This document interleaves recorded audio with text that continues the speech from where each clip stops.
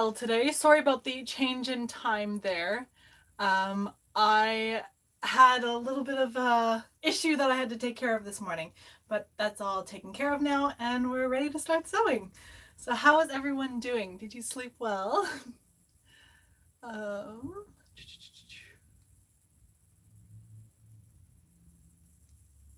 there we go.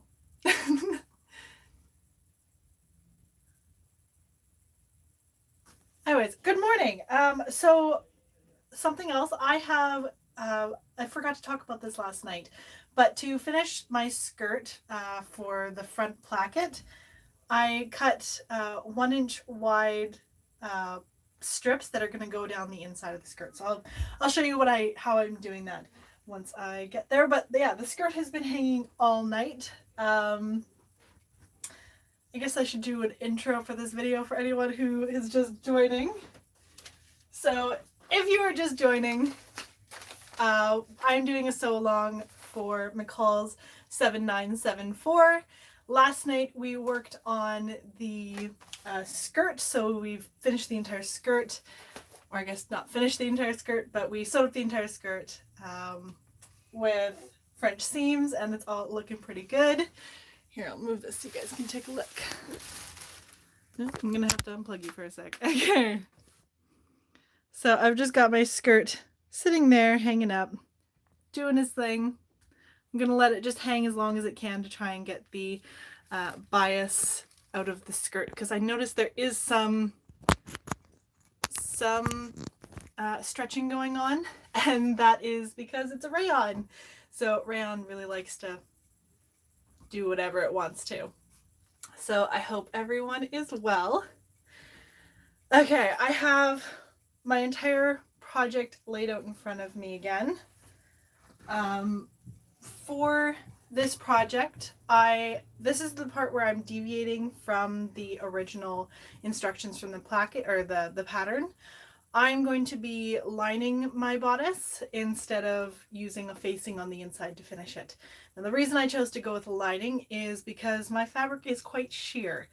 So this is just going to add some extra coverage for the bodice, which will be good. I'm still going to be wearing a slip underneath this dress for the bottom part of the skirt, because I didn't feel like buying extra rayon and adding a lining to the skirt. So yeah. Anyways, I'm gonna set this up like I did last night, and kind of face the camera down so you can see what I'm working on, but I can still see your comments. So if everyone's ready, then let's get started.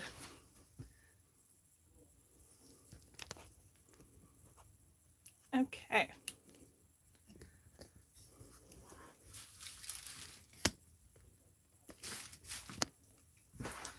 Take me a minute to just arrange this here.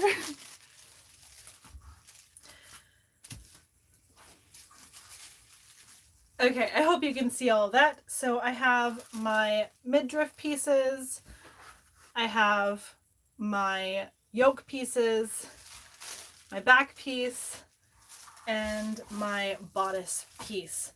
Now, if you weren't in the live last night, I already attached the interfacing to my lining. So instead of adding it, or the interfacing, to a facing piece down the bodice, I attached it to the lining. That way I still have that secure, or the extra security that I need for the buttons, and it just gives a nice clean edge. And I think that is everything. Oh, I also attached interfacing to my yoke. So some of you were wondering in my other video, some of you are wondering where I got my labels from. So I got the labels from Dodofy, which is Dodofy. And yeah, they just have a bunch of cute cotton labels, and you can just sew them in. You can get ones that are iron-on, but I'm not a big fan of iron-on labels because I find they just don't stick.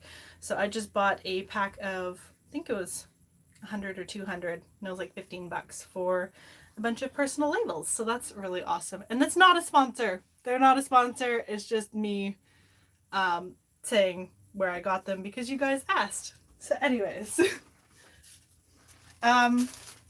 so what I'm doing differently for my bodice, because I'm lining it, I'm actually going to create 2 separate bodices and then join them together once I've like done the neckline and everything.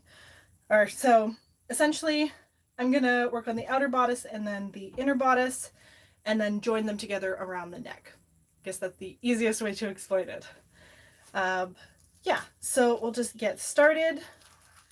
The first piece I guess we need to work on is doing adding the gathering to the bodice.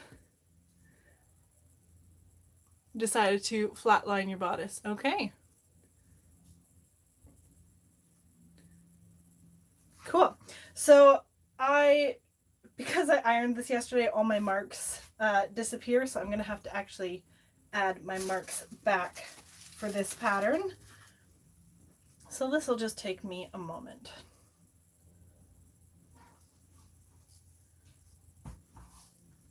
So what I like to use for marking my patterns are friction pens.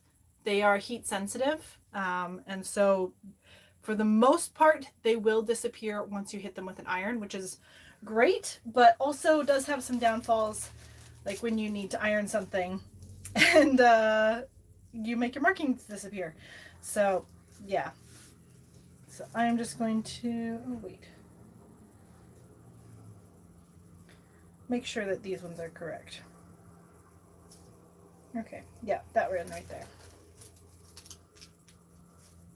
So yeah, just marking my, nope, that one there. Just marking my gathering points for the bodice, and then we can get to sewing. So yeah, I'm just trying to leave my, the skirt on the dress form as long as possible to get rid of any bias draping issues. So that will hopefully it'll be long enough. Usually I like to leave my things hanging for a day or two, at least, for when I'm dealing with bias issues. So yeah, hopefully it all turns out.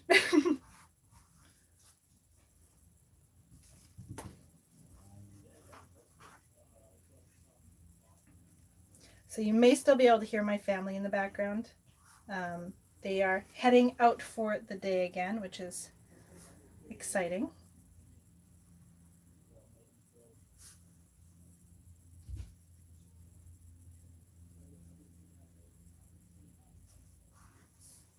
There we go.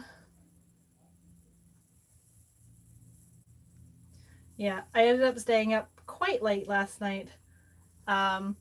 And well, my husband's watching Grey's Anatomy, and I've never seen it before. And spoiler alert for anyone who hasn't seen it, but we just watched that certain episode in season 11. I was not expecting that. Yeah. I was really sad when that happened and he died, and yeah. So, interfacing question. If you're only using one piece of interfacing, do you attach it to the lining piece or the outside piece? I like attaching it to the lining piece because that way, if there is any bubbling on the interfacing at all, it will not be seen from the outside piece. It'll just be seen on the inside piece. So it's just a little bit of a precaution. Some people really don't care. You can do it like whatever way you want, but I prefer to do it on the interfacing piece, or not the interfacing piece, the lining piece. Okay, those are marked.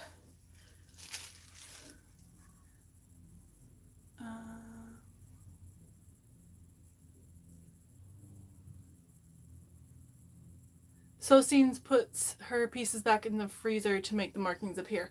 I haven't tried that before. That is interesting. Yeah, that's the episode I watched last night when they killed off McDreamy. I was kind of done with it when they killed off Lexi. I really liked Lexi. And yeah, I was not happy with that.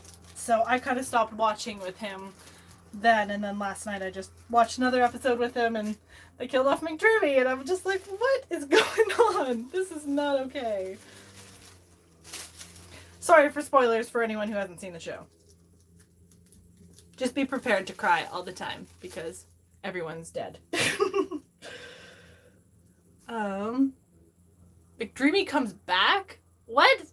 How? He's dead. Is like dream sequence or something? Alrighty. Okay. So I have marked my pieces. Magic. Lol. I don't know. I really haven't watched all the episodes since they killed off Lexi, so I don't really care for spoilers. Yeah. Anyways. Yeah. I'm still kind of upset that they killed him off. I don't know. Like, why can't they just let people have happy endings? That's why I watch TV, is for the happy endings, because I don't want to be sad.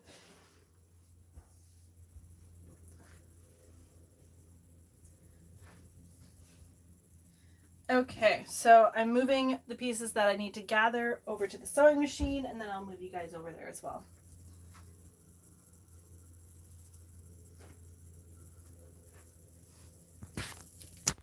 And I'm sorry for anyone who has motion sickness. I will be moving the camera a lot during this stream. Just as a precaution.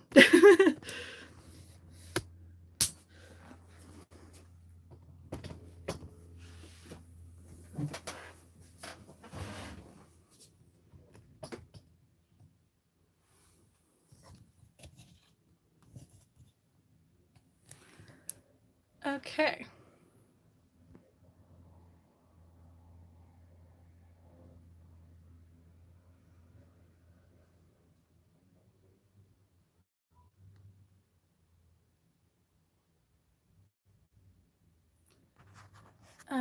I'm just looking through here.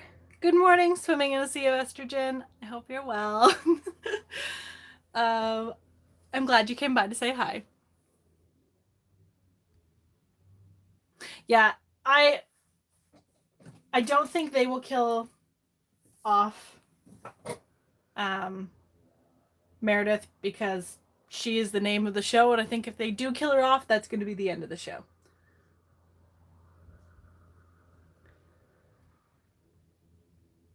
Trying to do a double needle gathering method or trick that Morgan showed you. Yes, I like that trick. It's a nice trick. Okay, I am just going to put my label in first because that way I don't have to deal with that later. And hey, Morgan. I hope you're well.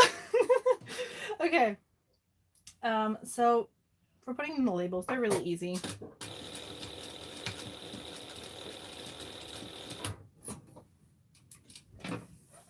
I just sew right along the edge. It's really clean, really quick.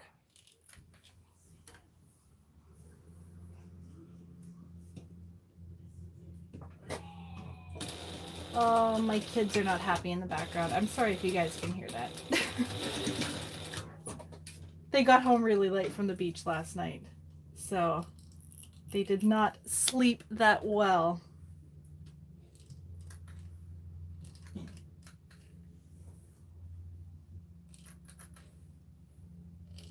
I really need to get new scissors or clips. These things are so dull.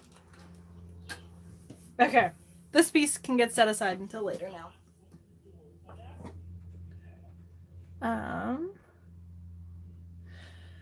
Alrighty, so I'm just setting my machine to a high stitch length, and then I'll just gather up all my pieces.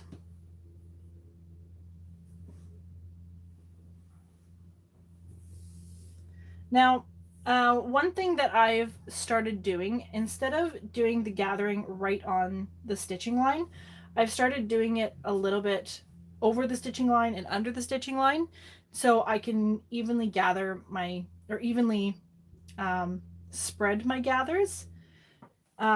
If you have a fabric that doesn't recover from adding stitches to it, it's not the greatest method. But if you use a fabric that the stitches or the any stitches that you sew and then take out will reverse or disappear, then I like the method. So for this, I'm just sewing my gathers at 3/4 of an inch first.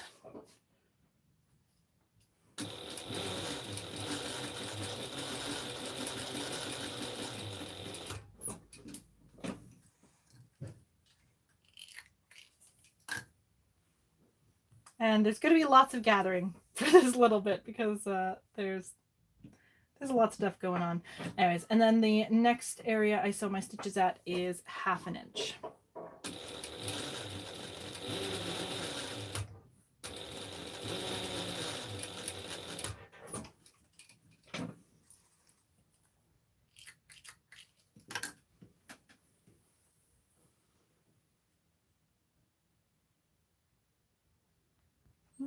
Oh, my chat's just disappeared again.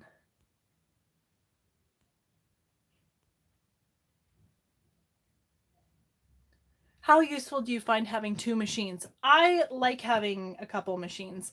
My industrial I use for mostly just straight stitches, and then for like if I have button stitches, zigzag stitches, or anything, I just use my domestic that I have. So the domestic I have is Janome. I think it's the HD 5000, heavy duty 5000. So it's a mostly metal interior, which is really nice. I find machines that don't have a metal interior tend to break down really quickly. So I try and look for a metal interior or a metal insides when I'm looking for a machine.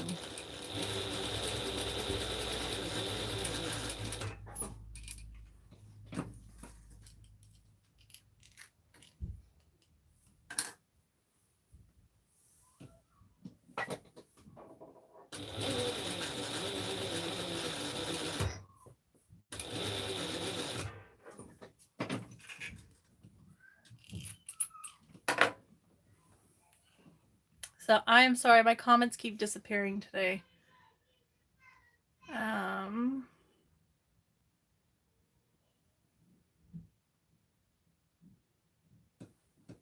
There we go. Okay. So I've tried the aluminum foil trick before and it did not work for me. It was really bad.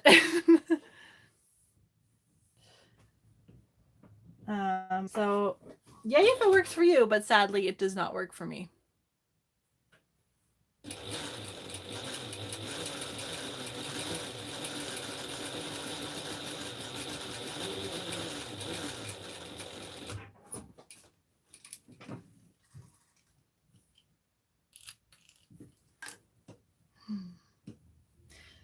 So I'm just curious how many of you are actually joining in the sew along right now. Let me know with some hearts or comments or whatever.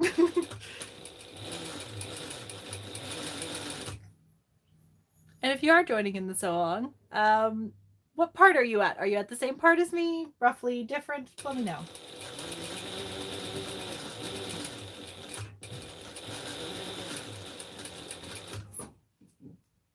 Oh yay, I see lots of hearts.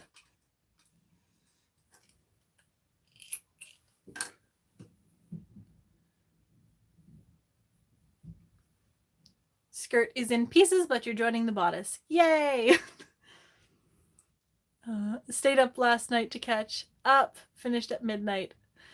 Yeah, I think I was up until like 2 in the morning last night. It was a late night.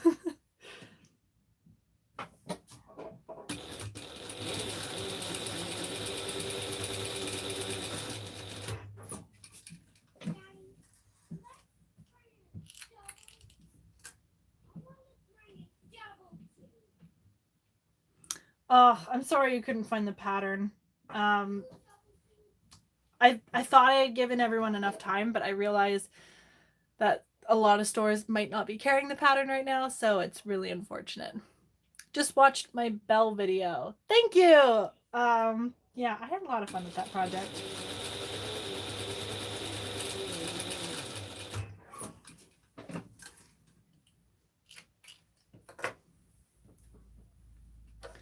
There we go. 3 more pieces to go.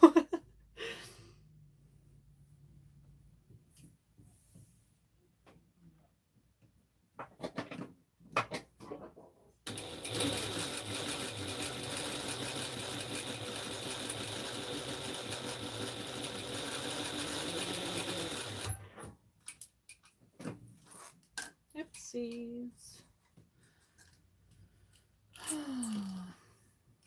Keep on forgetting that this little piece right here needs to be all the way up. Any details that I can okay, let's see. Since I'm doing the lining, do I separate the gather or yes, I'm gathering all 4 pieces differently because I'm essentially creating 2 pieces and then attaching them at the neckline.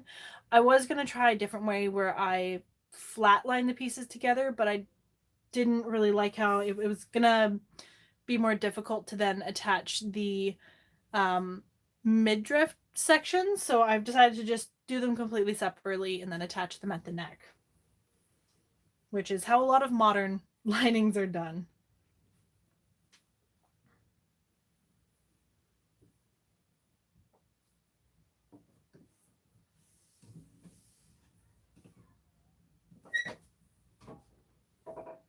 And there was another question there.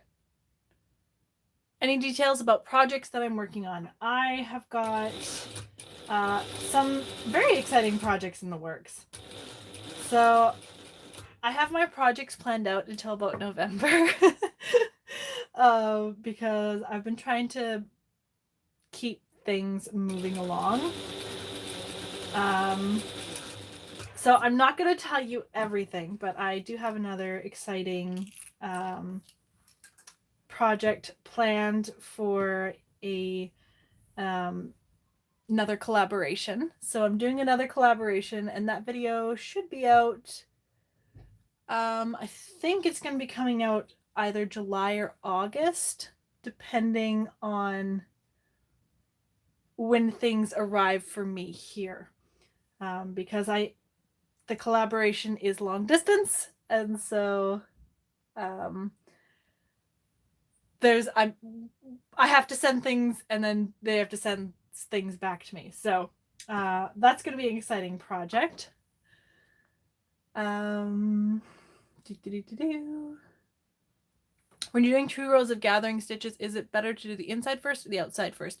I do the furthest away from the seam allowance first, and then I stitch in between the seam allowance and my new row stitching. That's the method that I just like doing because that way I can make sure that everything has enough space. Yeah, my project list, I have a bullet journal just full of ideas that I jot down when they come to me. And then I just grab things from that list for things that I'm feeling inspired to do. So sometimes like it'll change. And I will decide to not do one project and do something else in its place. But for the most part, I have most of my videos planned out until November.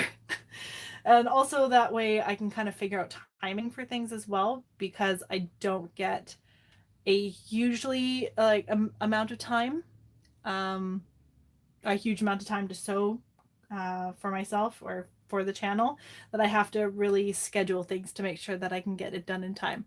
And there are times where I don't get things done in time, and I have a very, very long night to get things all ready.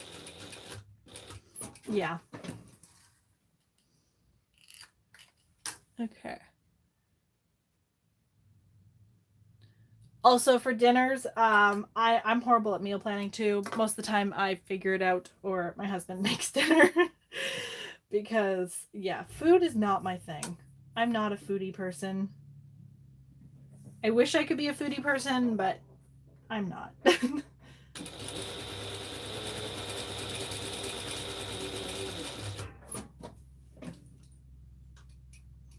I envy people who are foodie people because I feel like it makes their life so much easier when you like making food versus people who don't like making food. How much ease did I use for the bust? Essentially, I'm just using what the pattern recommended. So I'm not exactly sure. I did lengthen my pattern like I showed last night. I lengthened my pattern by 1 inch in the bust. Um, and that is just to lower the bust because on this dress, this actually still sits a little high. I don't know if, turn this. So this dress still sits a little high. So I've lowered my bust. I've lowered this piece by 1 inch, and then this piece I've also made 1 inch smaller.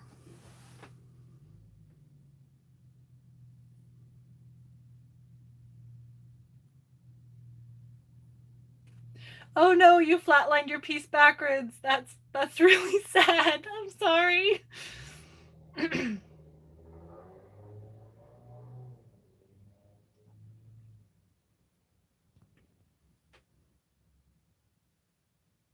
the tag supplier is Dodofy. Dodofy. And I think it's .com. Yeah, they are based out of Denmark, I believe. And when I ordered them back at the beginning of the pandemic, and I think it took about 3 weeks for them to arrive. But yeah, and it's a really nice feeling. Like it doesn't have any polyester in it, which is really nice. So it's not scratchy on the skin at all. Okay, yes. Had to think for a second what I was doing.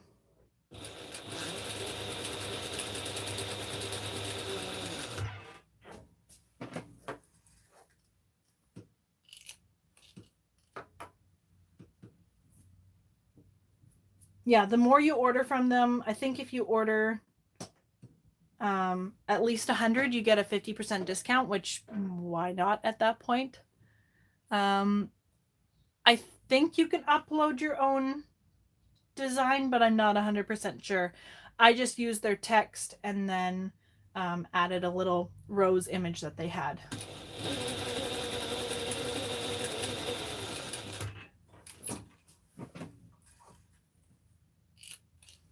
And then I found the colors were very similar to what they had displayed. So that is always a good sign when that happens. One moment.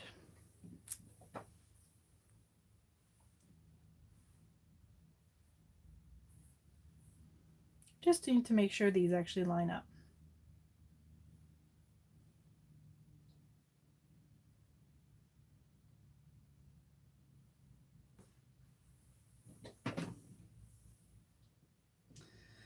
Oh man, I think I sewed my other bodice pieces at the wrong spot, but it's okay.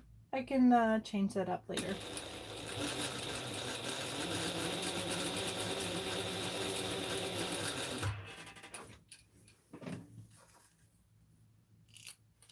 Only gathers. I just don't have to gather that section.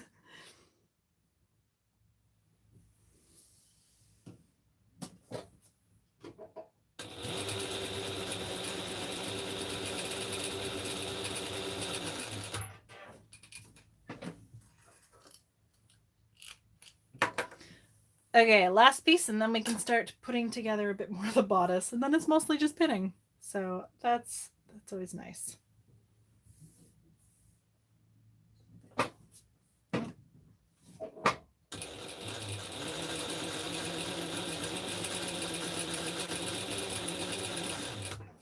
I guess, do you guys have any project plans for the summer or for the rest of the year?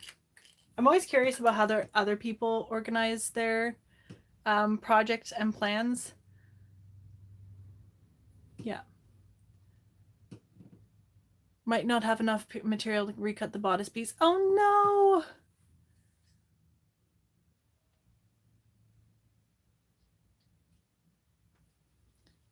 Your first American Duchess Italian gown. Ooh, congratulations. I hope that goes well for you. I have yet to make an Italian gown, but they're so pretty.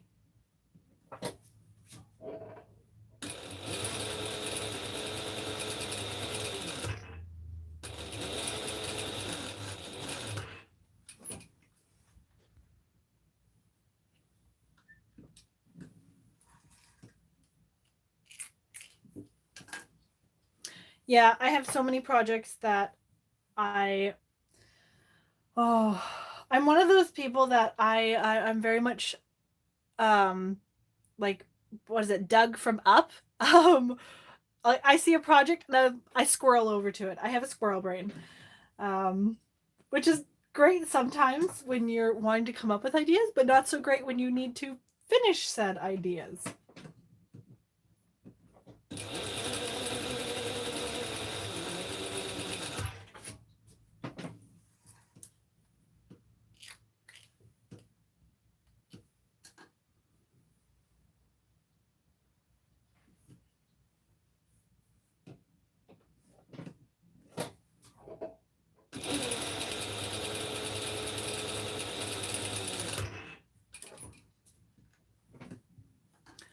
Ooh, beach pajamas.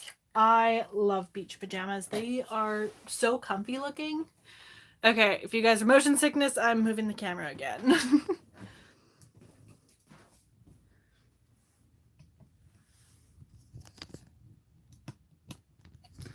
Actually, I'm gonna move it up.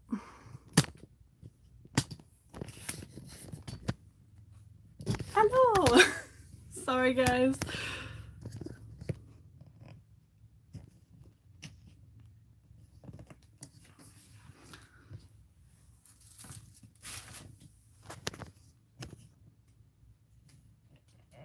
Okay, there you go. Hopefully that didn't make you too sick. Oh, and I need to plug my phone in again because last night it almost died. It was screaming at me right as I signed off saying it was at 15%. So I don't want to do that again. All right, I will try and do the warnings every time I move the camera.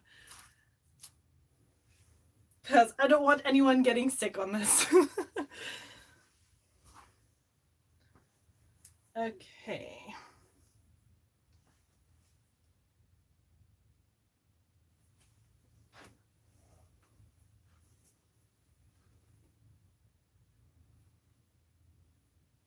One-hour dress. I like the one-hour dresses. The one I did definitely did not take 1 hour, but they're so much fun.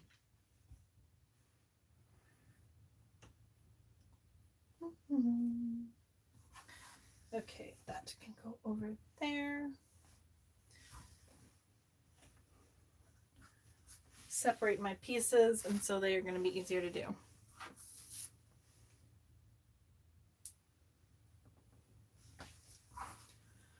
Okay, I'm going to work on this part first.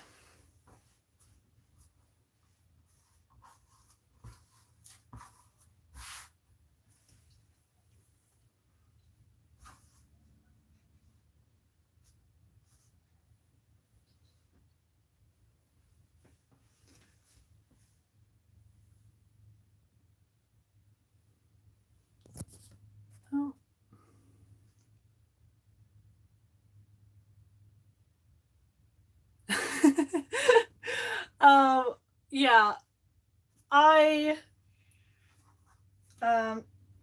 being Dutch, I've always told that, oh wait, I forgot to iron this first.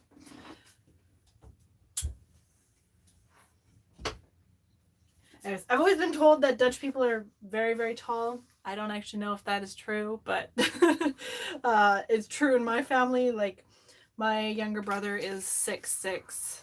My dad is 6'4". Yeah.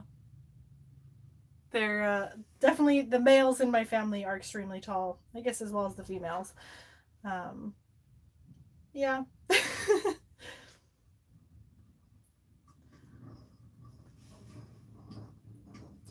I just realized I didn't mark these points on here. Well, I guess I did, but then I ironed them off. So, just gonna quickly draw them back in.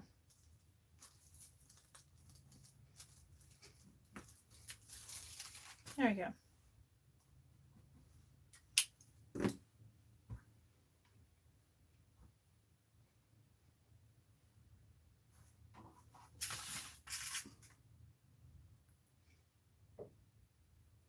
Yay, another 6 foot tall female. I love running into other tall women. I'm always shocked when I see a woman that's taller than myself because I'm usually used to looking over the top of people's heads. And then when I see someone that I can't look over top of their head, it's like, wow, that's amazing. Yeah.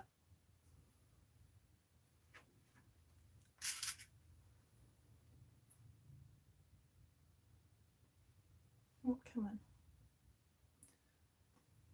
And I feel like I just missed a bunch of comments again. I'm gonna bring this a little more down and then angle this a little bit more up so that way I can see your guys' comments again.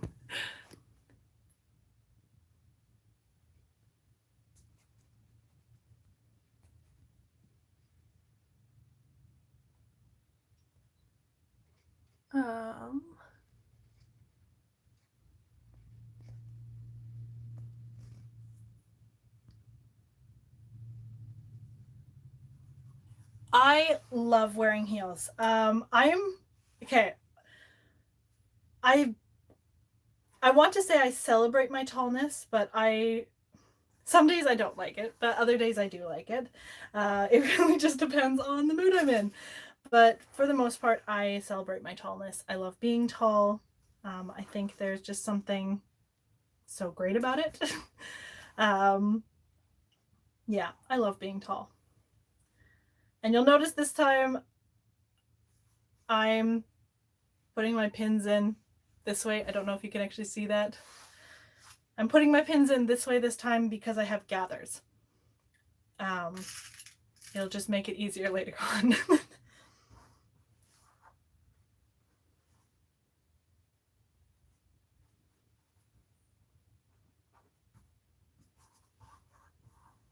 Yeah, I don't think there really is a hard, fast rule for which way you put pins in. It just really depends. You do you. I guess that's what I'm going to say. You do you.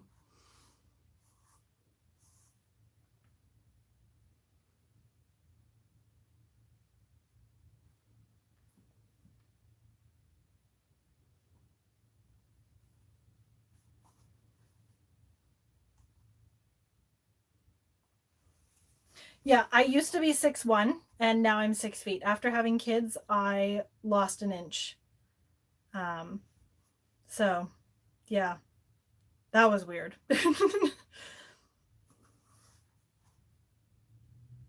Wasn't expecting that to happen.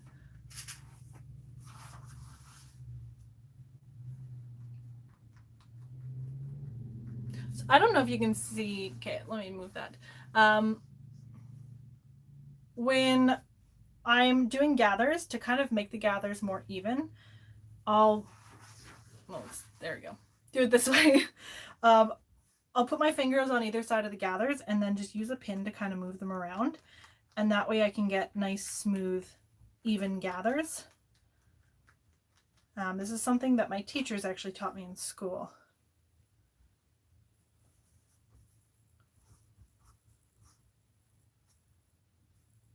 I think it's called stroking the gathers. So if you ever come across that term historically, I think this is what it means.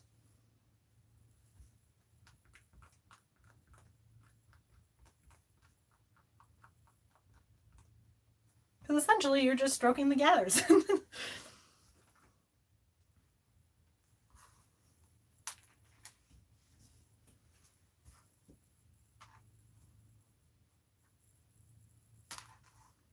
Oh, so nice. Yes, Bernadette is all about stroked gathers.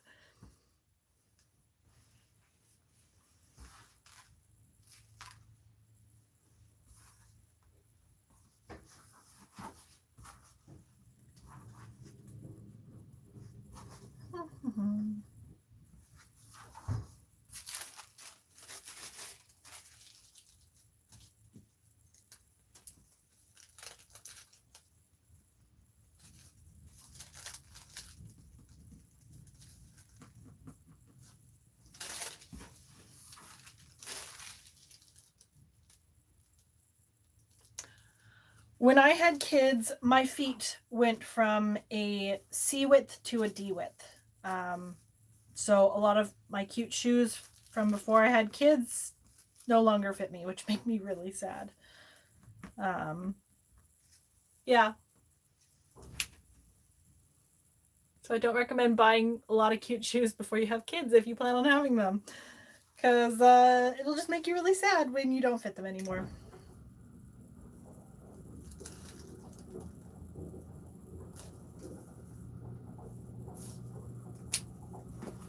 And that is the garage downstairs again, if you guys can hear that lovely noise.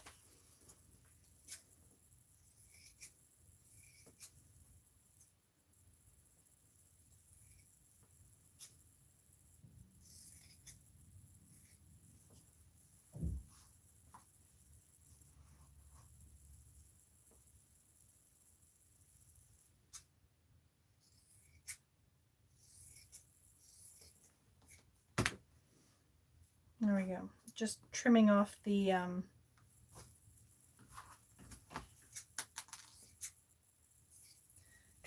excess from the interfacing. There we go. That's the word I was looking for.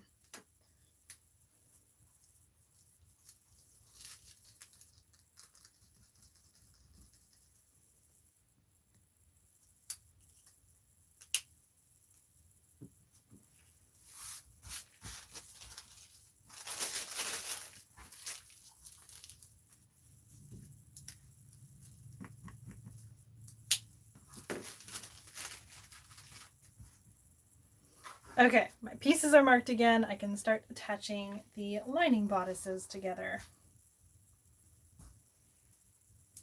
Actually, I forgot to mark the lining, or the bodice. Where did that pattern piece go? There it is.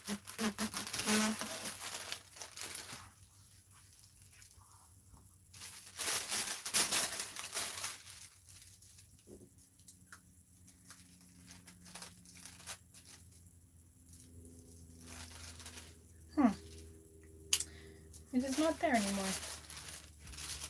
Where did that piece go?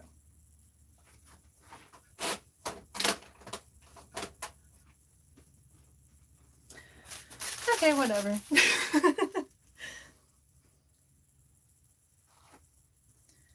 I have been having a great urge lately to watch Coco. I haven't seen it in a while, and just, it's such a cute show.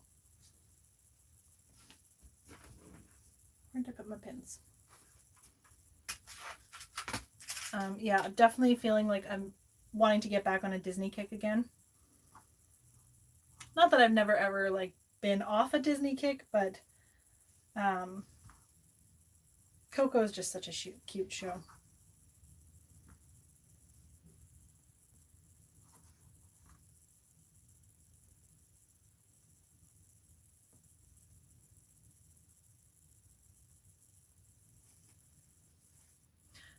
It is such a great villain name.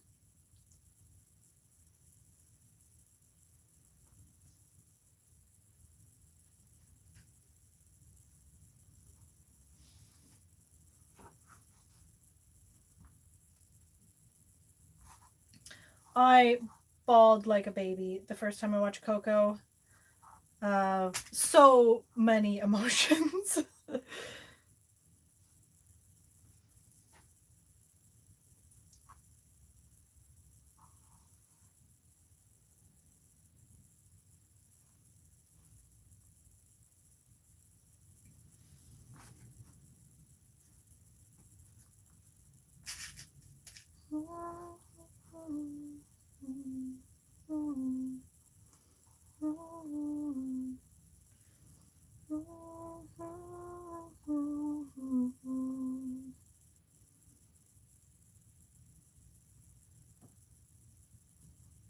Oh, it is so good.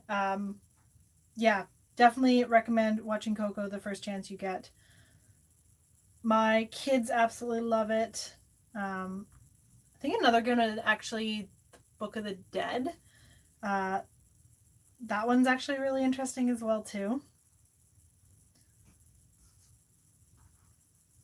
I think that one has Channing Tatum as one of the voice actors.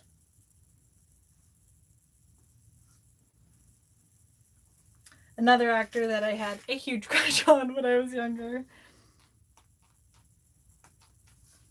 Um, and not because of Magic Mike. I've never actually seen that show.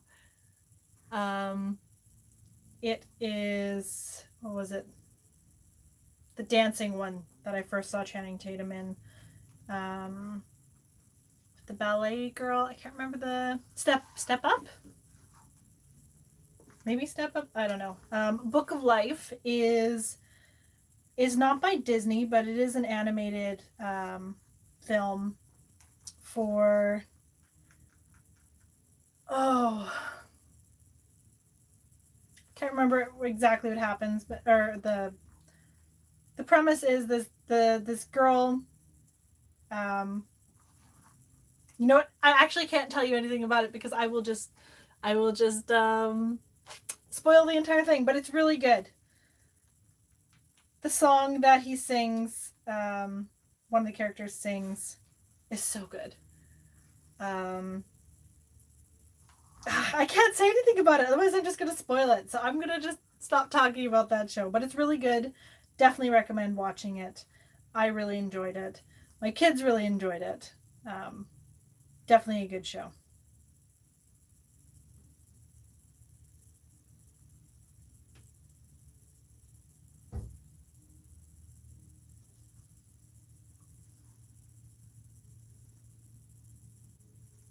There we go.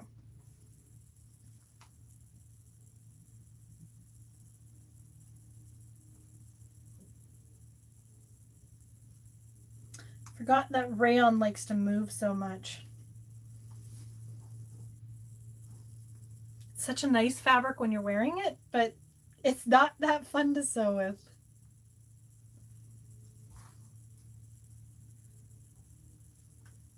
Okay. One piece of the bodice down, 3 more to go.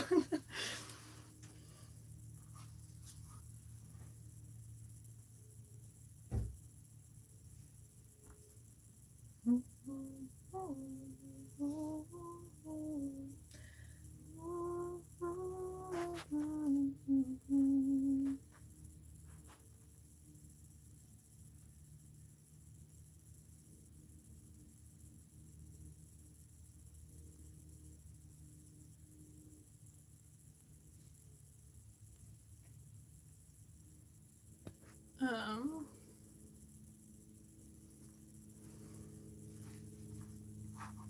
just trying to read your guys' comments.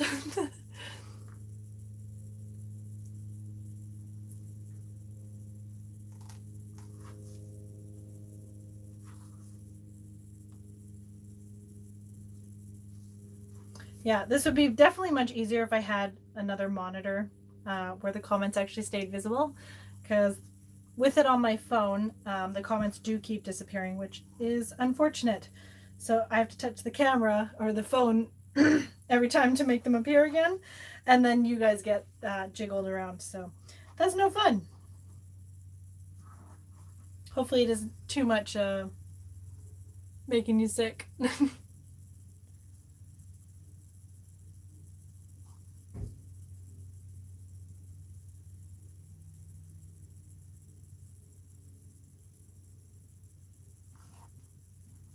Have you guys ever watched the 90s version of The Three Musketeers? Um, it has Chris O'Donnell, Charlie Sheen. Um, oh, who else is in it? There's a bunch of people in it. It's so good. It's so bad, but it's so good. I love that show though. It was when we grew, or when I was growing up watching it, we actually had a version that was recorded from TV, so there was a bunch of sections that were actually missing. I find that happens with a lot of the shows. Oh yes, Tim Curry.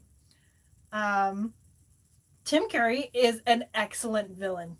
I love watching him as a villain. He's just so good.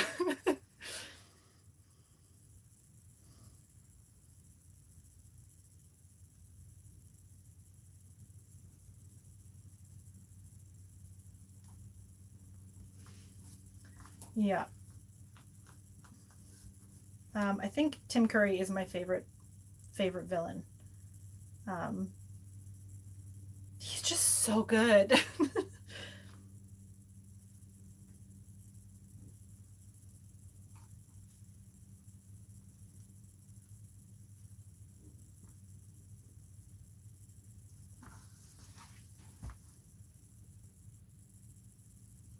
Yeah.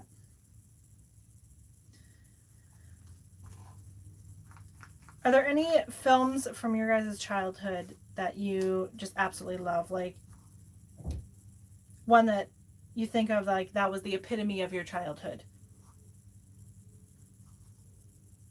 Or that film is made your childhood. I don't know.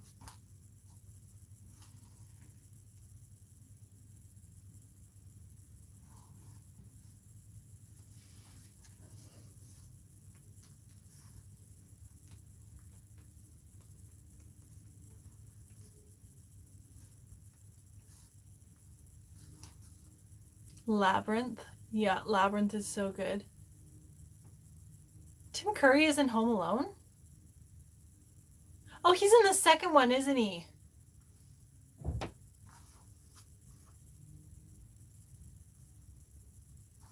think he's in the second one. Oh, garage is going downstairs again.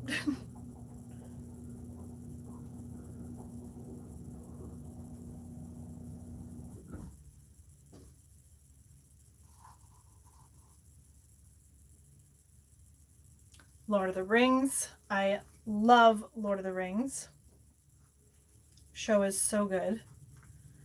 I actually wasn't allowed to watch it until the second one was out on VHS.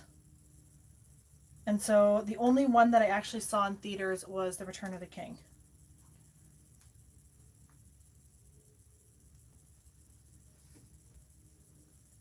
Apparently it was too scary for me.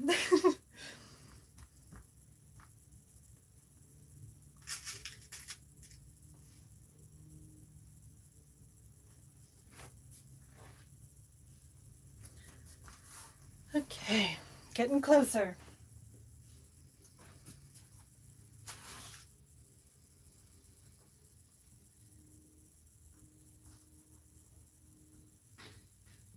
Lion King, Kiki's Delivery Service. I loved Kiki's Delivery Service. One of my favorite, I think that was actually my first Studio Ghibli films that I watched. So good. I think my favorite Studio Ghibli, though, would have to be The Cat Returns. I think that is the first one that I bought, or I got that for my birthday, but it was so good. I love that film. Actually, I do really like Totoro, though. That was really cute, too. Have I seen Shadow and Bone yet? Yes, I have watched all of Shadow and Bone. I've not read the series, but I have watched it, and it's so good. And as toxic as it is, I am kind of team Darkling because I really, really like Ben Barnes. But, oh, excuse me. Yeah.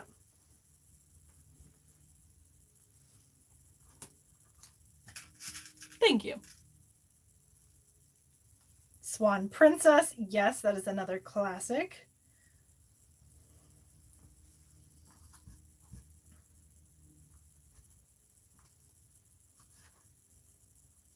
If I had to pick a favorite film that was not Disney.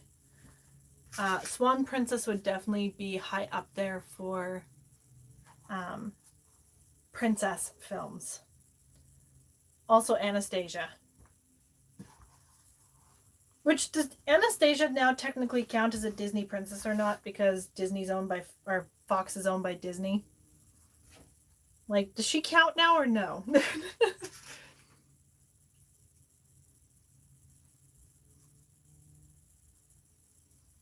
Oh, Willow was so good. Yeah, I absolutely love Willow. Oh, what's the name of the actor who plays Willow? He's in so many good sci-fi films.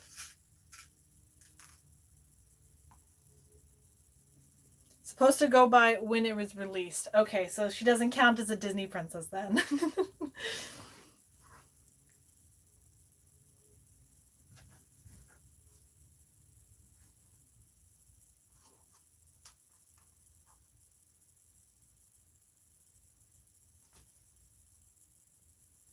Thank you.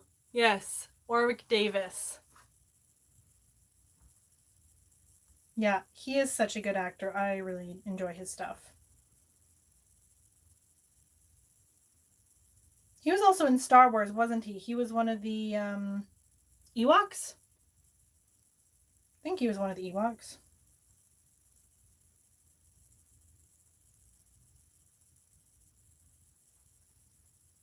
Or at least in the original trilogy.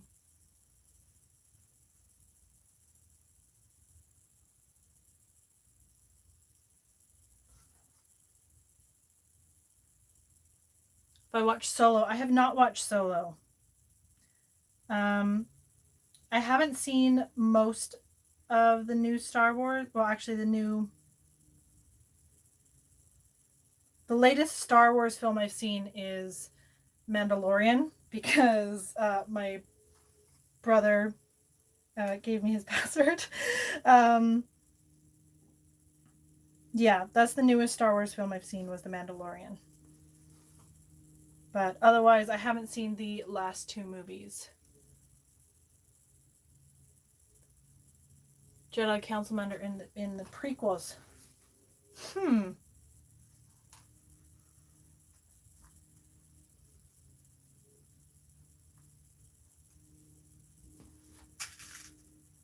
Mandalorian was so good. I'm so excited for when it comes back, or if it comes back. Not gonna lie, I cried the last episode. I cry in a lot of things. Yeah, it was so good. I think a lot of people watched Mandalorian for Baby Yoda. But he's not Baby Yoda though. But yes, Mandalorian's great. I enjoyed it.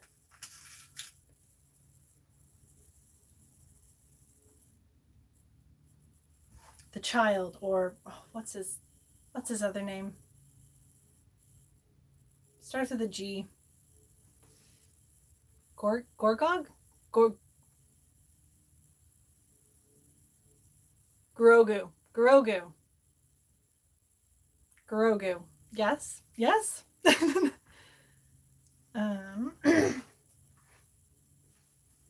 Oh, just realized I have coffee here. I also have tea and water to keep myself from coughing.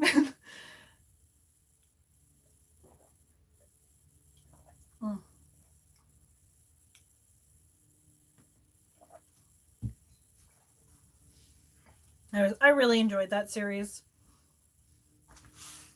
And I would love for it to come back, but I'm also happy with how it ended.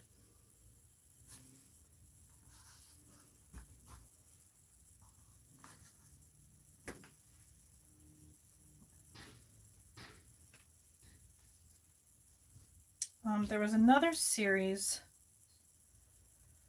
Have you guys seen the latest Outlander series? I guess, what is it, season 5? I haven't watched the latest season of Outlander yet. So, but I know what happens because I've read the books. Yeah.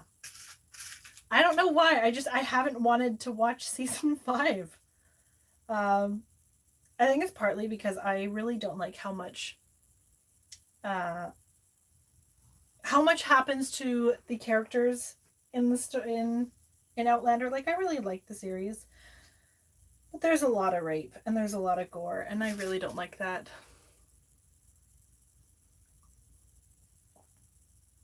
Yeah, definitely a lot of abuse.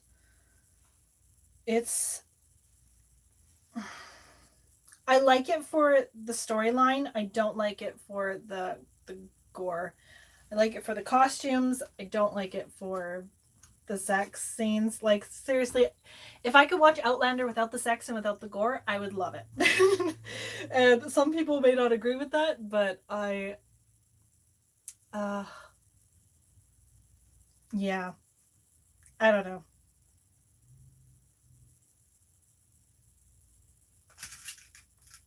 It is very traumatic. I have not watched the Wentworth prison episode because I could not handle watching it. Um, I pretty much skipped through the majority of that episode.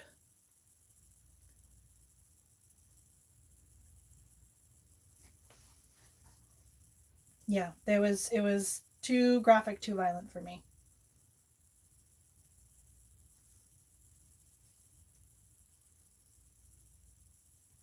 I actually never watched Game of Thrones. Like, I saw clips of it on YouTube, but I've never actually watched the entire series. Again, it's one of those shows that I would rather watch something cute and fluffy versus something that is realistic. I know that's a stretch calling Game of Thrones realistic. Um, yeah. There's just some things that I would rather watch things that make me happy. It just really sucks that like all the best costuming shows are the ones that have the biggest amount of gore and sex and everything in it.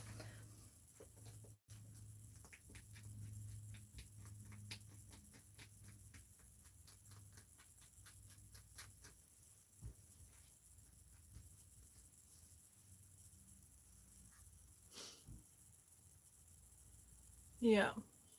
I don't have HBO, so I'm not watching The Nevers.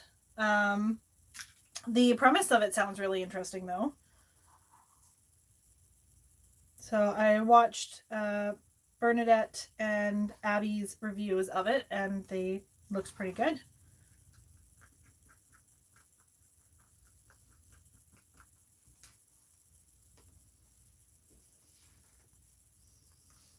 There we go. Gathering up the last piece, and then we can head back over to the sewing machine. Fluffy shows are really good. Yeah. Fluffy shows make me happy.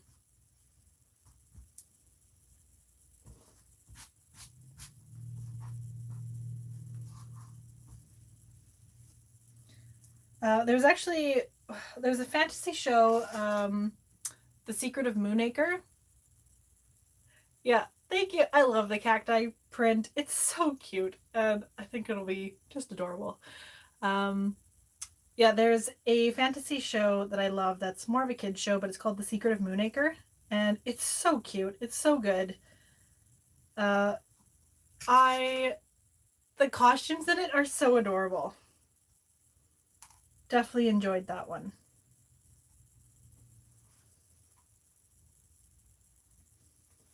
It's several years old, and it's got what's his name? British actor. Um, he played the guy in Amazing Grace, the main dude.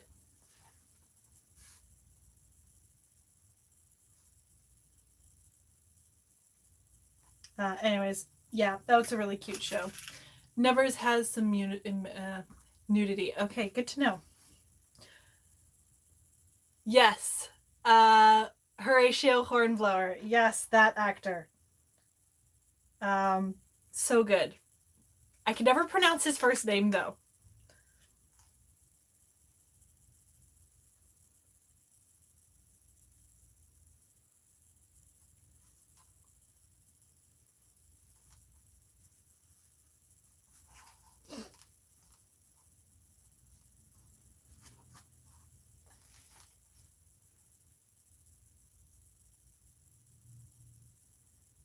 Yeah, that he definitely has a very historical looking face.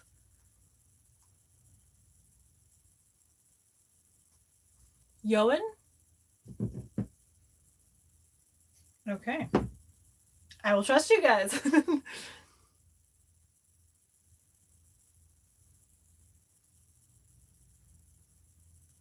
So this fabric, the cacti fabric, I got from Fabricland. It was from last year's fabrics. So you may still be able to find it this year. I did see some at the discount section. So I think it was like $6 or $7 a meter. But I don't know if you're still able to find it. So if you're in Canada, in Fabricland, check out your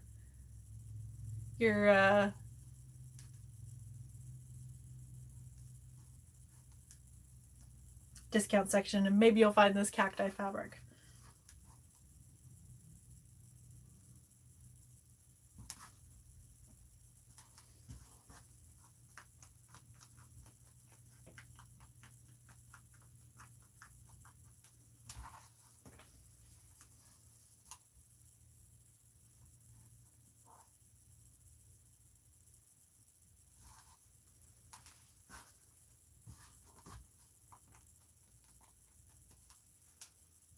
Okay, last piece is gathered. Time to start sewing it together.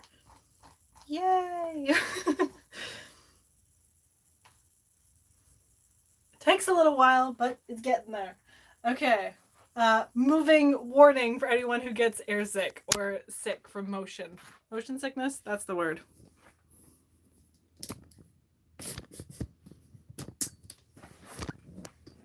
Oopsies.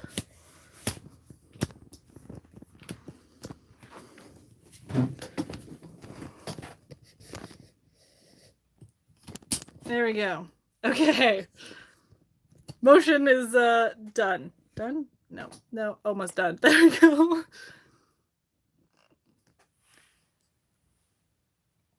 Bright Star. I've never heard of that one.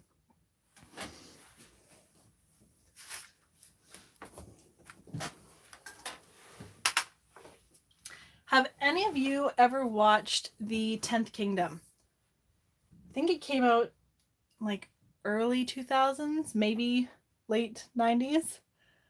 Absolutely love that show. It's so cute.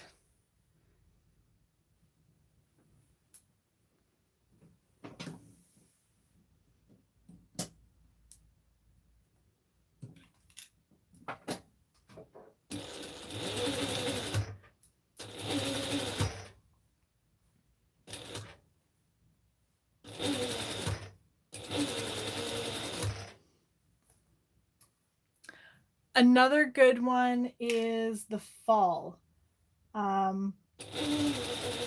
It was designed by a amazing Japanese costume designer. She also designed Mirror Mirror. Her costumes are completely fantastical and I love them. But The Fall is really good as well.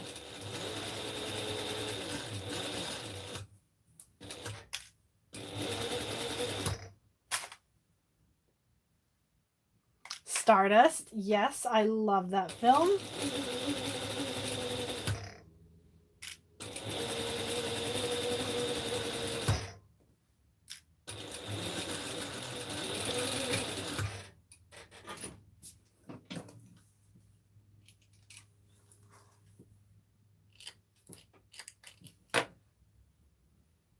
I have to re-sew this section because I got a little far away.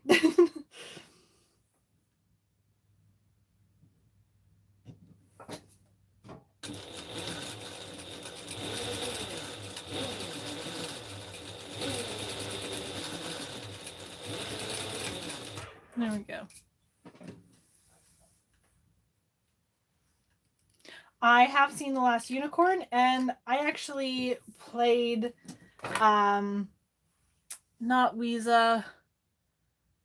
Oh, what's the woman who owns the football team? I played her in high school when in a production of that. can't think of her name right now.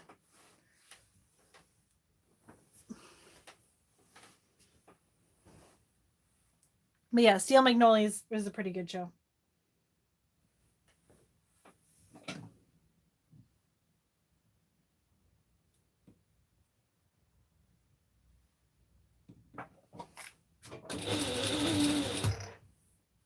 Oh, and I remember the name of the bakery that I was talking about last night. It's called the Valley Bakery in Burnaby. I really enjoy that bakery. I couldn't think of it last night, but I remembered it now.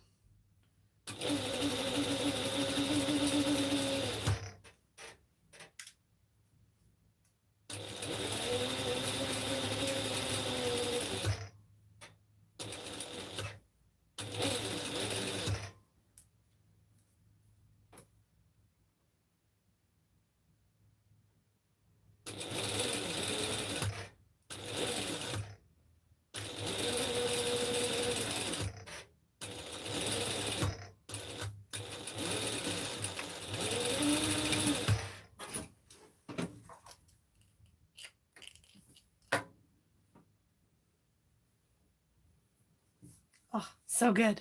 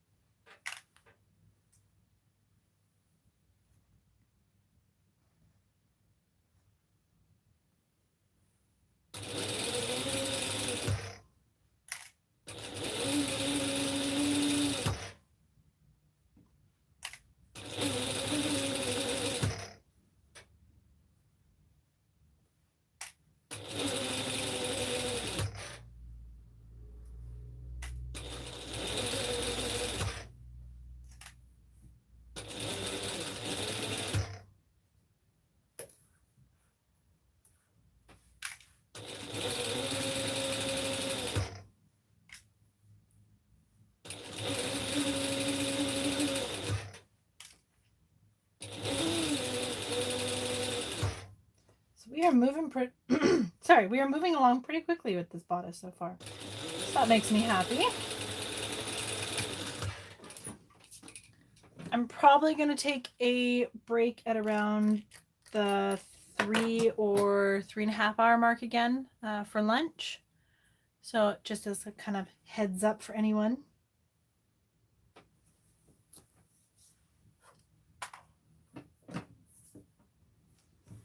I have a lovely Greek salad waiting for me in the fridge, and I'm so excited.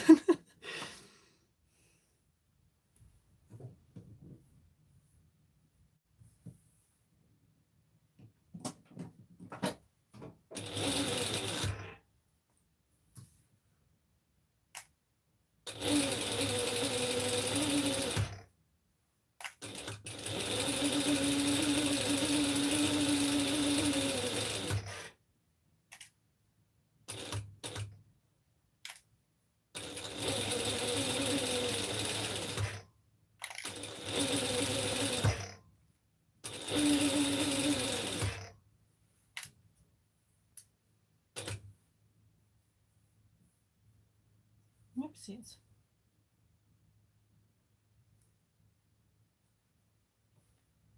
We'll see how this actually goes together. I have a feeling that I should have flatlined the rayon instead of creating 2 separate pieces, but we'll see.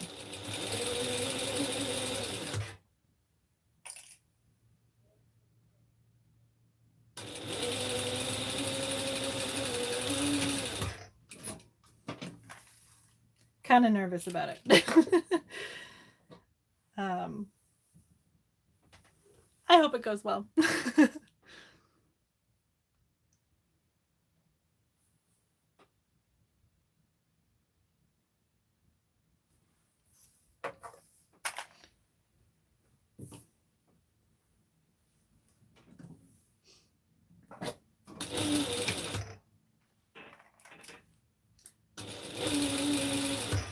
Have you guys read the ACOTAR book series at all, or A Court of Thorns and Roses series? I listened to an audiobook while I was sewing, or I've been listening to an audiobook the last little bits I've been sewing. So yeah, it's really interesting. Again, it's quite a muddy series.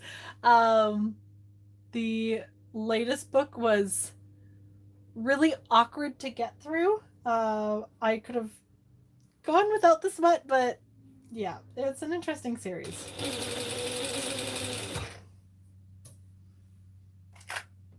Yes, by Sarah Maas. Yeah. Which apparently I heard that the producers for Outlander are turning ACOTAR into a TV series. So I'm excited for fairies on TV again.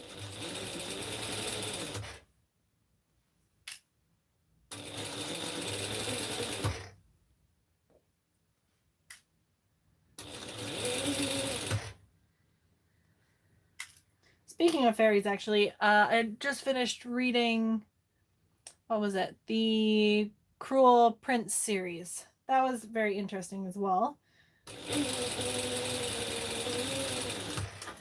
I'm not a huge fan of the romance in that book, but it was an interesting series as well. Sorry, I missed that comment.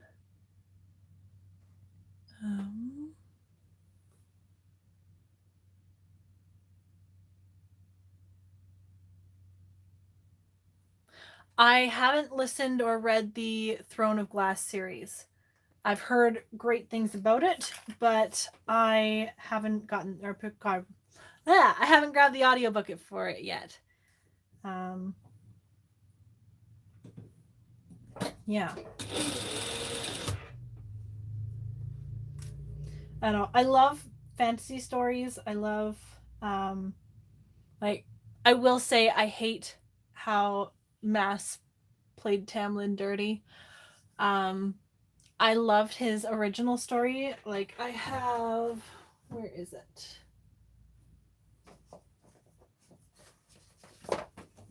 I have this book right here, An Earthly Night, and it's the story of Tamlin, and it's so good. I've read it, I think 5 or 6 times, and I love this book so much.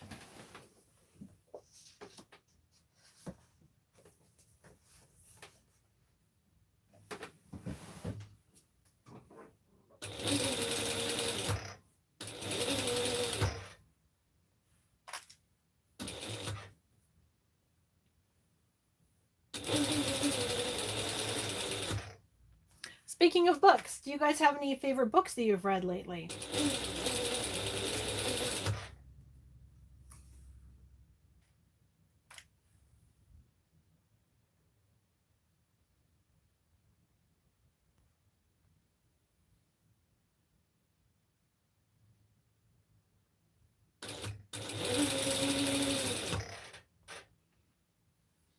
Chronicles of St. Mary, Good Omens. Have you guys read Fable or Namesake? Those are really good books. I actually haven't read Namesake yet. I've only read Fable. But it's like piracy fantasy books. Yeah, I love them.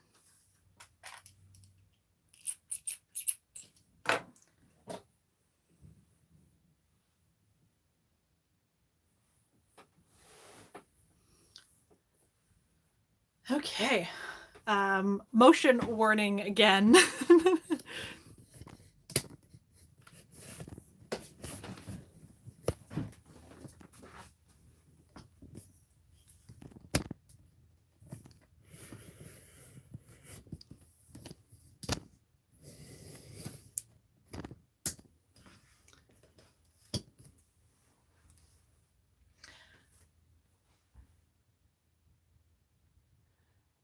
Raise your hand if you've already attached pieces wrong and have to seam rip.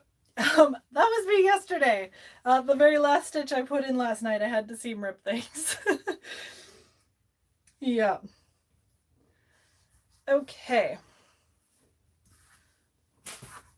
So bodice pieces are coming together nicely. I have the bodice lining here. So I just need to do the shoulder seams and then I can attach them all together. Currently going through several books on regional folkwear. Oh, that's exciting.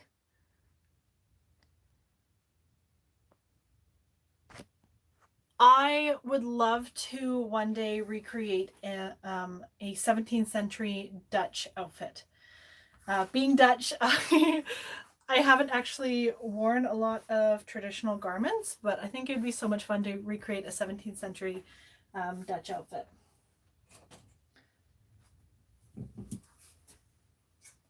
It's like right during the tulip craze.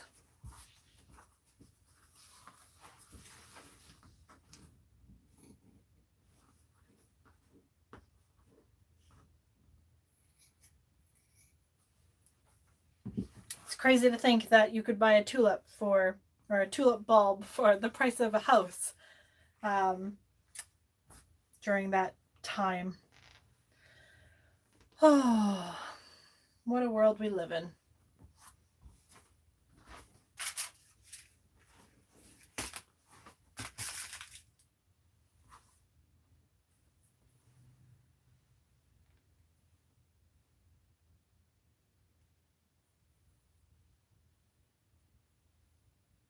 Have you guys seen Tulip Fever at all?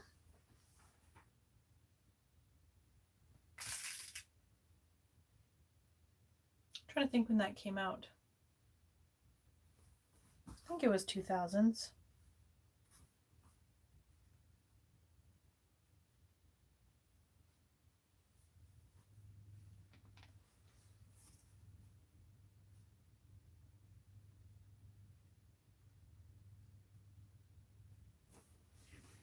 I love 17th century costume, but I'm not very well versed in it.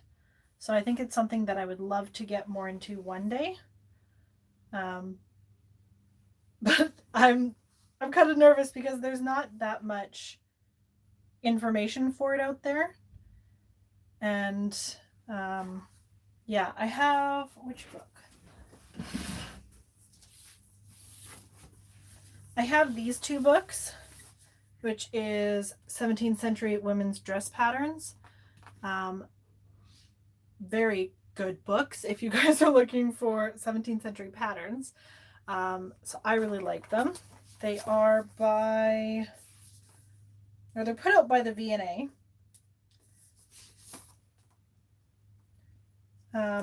Yeah, very good books if you're wanting to get into 17th century.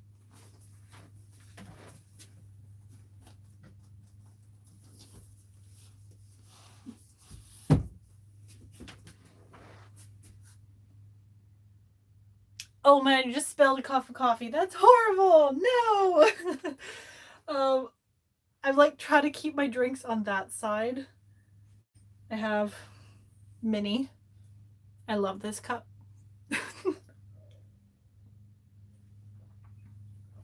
Do I have any pets? I do not have any pets. I would love to get a dog, but since we are renting, it is we're not allowed to have a dog in our house. And it's very difficult to find places in Vancouver that are pet friendly that also have enough room for kids. So we don't have any pets at this time, but I would love to get a dog in the future. I grew up with pets though. We had, let's see, 3 dogs, 11 cats, horses, goats, chickens. I grew up on a hobby farm. Yeah, so I definitely miss having animals around, but I will hopefully one day, when we have our own place, be able to get a dog, at least a dog, and then maybe a cat. My my youngest wants to be a pig farmer. So if we ever get them into 4-H, they might become pig farmers if we get property. So yeah, we'll see. It's funny the kids thing or the things kids say.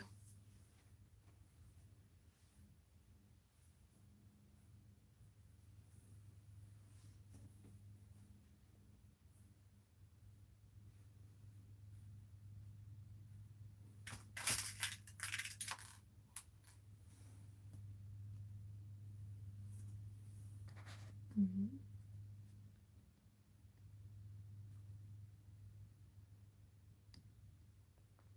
I love the Pretty Shepherdess. Anna, oh, let's see, we've been talking for a little while. When she created her Instagram, she reached out to me and we just started chatting because I'm actually part Hungarian as well. And so it was really exciting just to reach out to someone who is also Hungarian, or at least chat with someone who's also Hungarian. So yeah, Anna's delightful.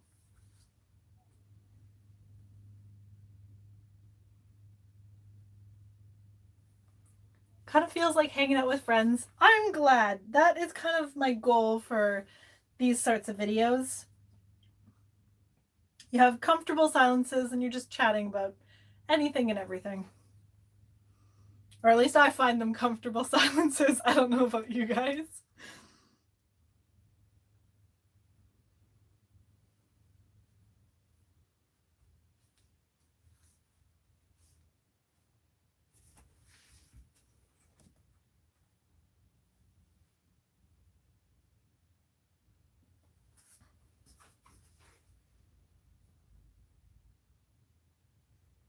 Yeah, I definitely miss having a pet in the house. Um, my parents had a Dachshund, or a Dachshund, or Doxy, or whatever you want to call it. Um, and I think that was the last pet that was kind of mine. He passed away 2 years ago now. Um, he was such a lap dog.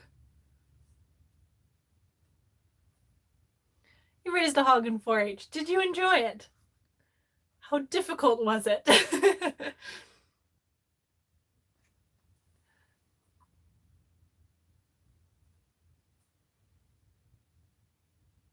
Nice to have on the background while you're doing your own thing. Yeah, it's like I have I I tend to sew a lot when I'm watching Noelle's videos because it just feels like there's a friend in the room and it's so nice. It's so relaxing.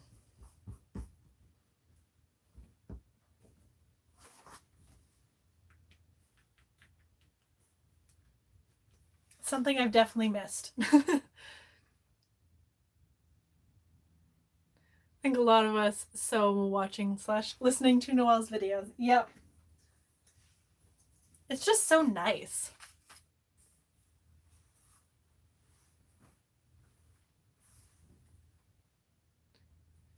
So pig farming was fun, just had to feed and clean the sty. We'll see.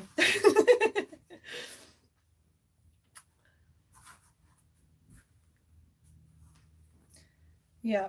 My kids are definitely much more outdoorsy than I am, and I think that is mostly from my husband. I am quite happy to stay inside and sew or go outside and find a nice area and sew. I really enjoy sewing. What can I say? Yeah.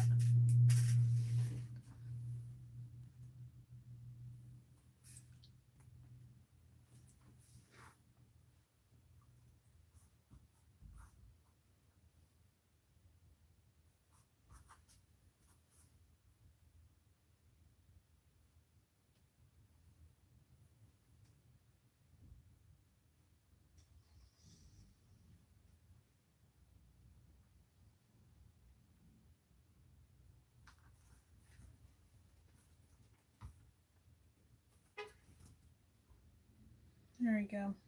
My room is starting to heat up because I've got 2 lights there, and then I've got my iron on behind me, and then I've got my light on my machine. And it gets warm in here quickly. I am just so glad this isn't a south-facing room because it would be way too hot.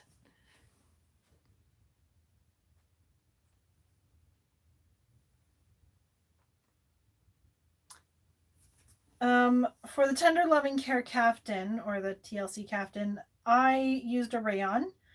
I think anything like a linen would be nice. Anything that has a nice drape to it, because the sleeves or the wings that come with it definitely like to have movement. So anything that's like flowy or drapey, I think would be great for that pattern.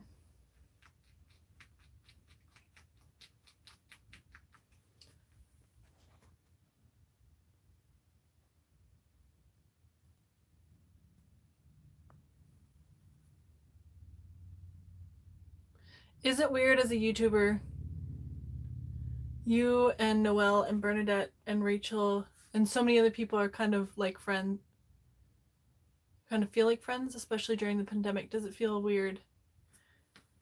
So do you mean, is it weird that I'm friends with them, or that you guys feel, or that you guys feel like you're friends with them? Like, for myself, I chat with them almost every day. um, so it's really nice. I really enjoy chatting with them. They are an amazing group of people, and I feel so lucky to be able to call them my friends. They really are an amazing group of ladies that I just love hanging out with them. They are fabulous. And oh my goodness, they are funny. Like, Angela has a wicked sense of humor. I wish I could be as witty as her.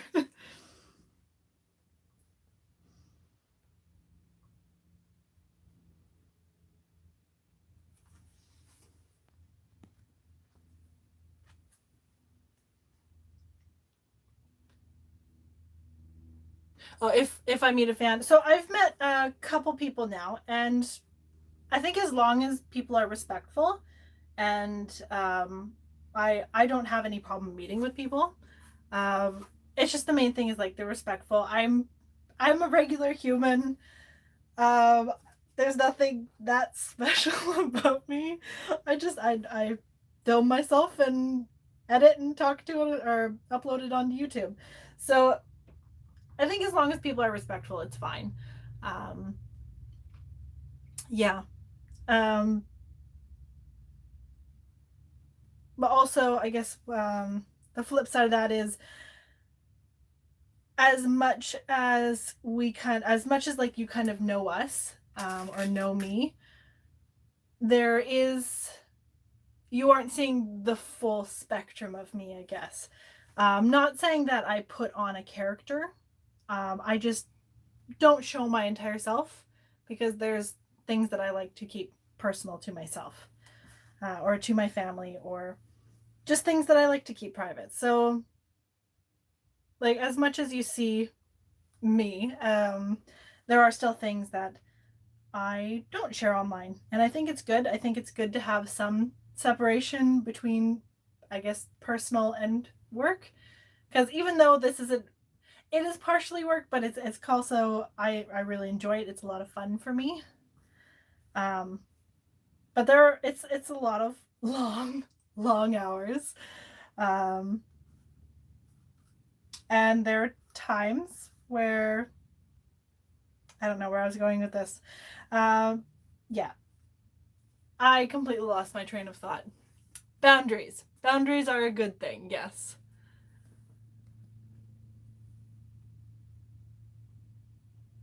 Knowing that each is human just like you helps a lot, I guess. Yes, I'm very human. I make mistakes. I do things um,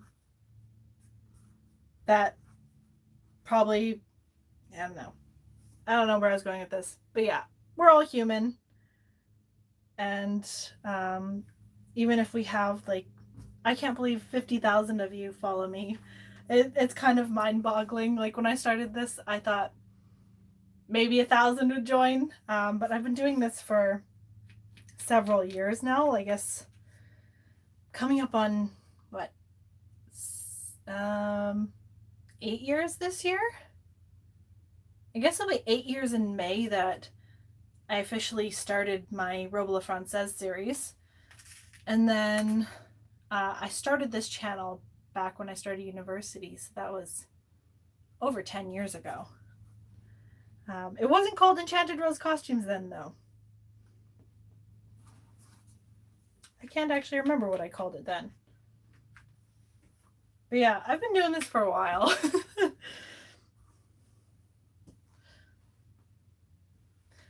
Okay. Shoulder seams, and then it's time to press this entire thing. So I'm just gonna swivel the camera and not move it over to the machine this time.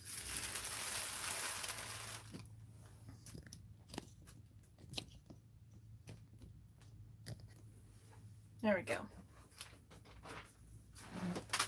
This seam is quick.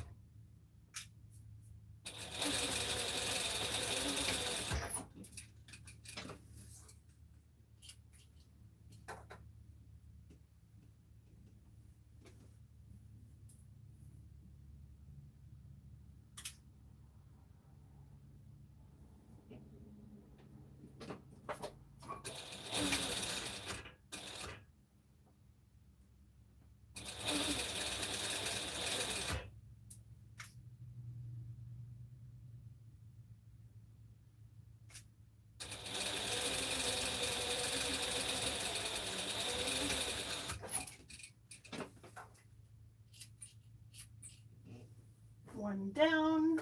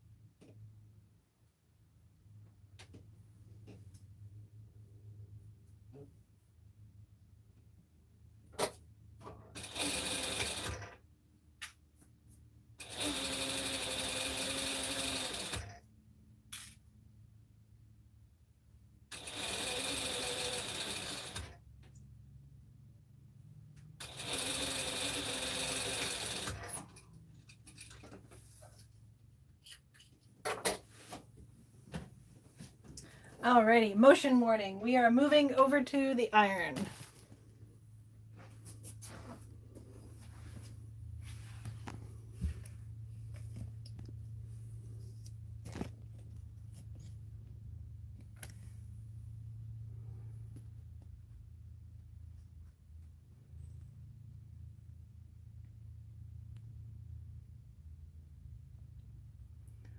Okay.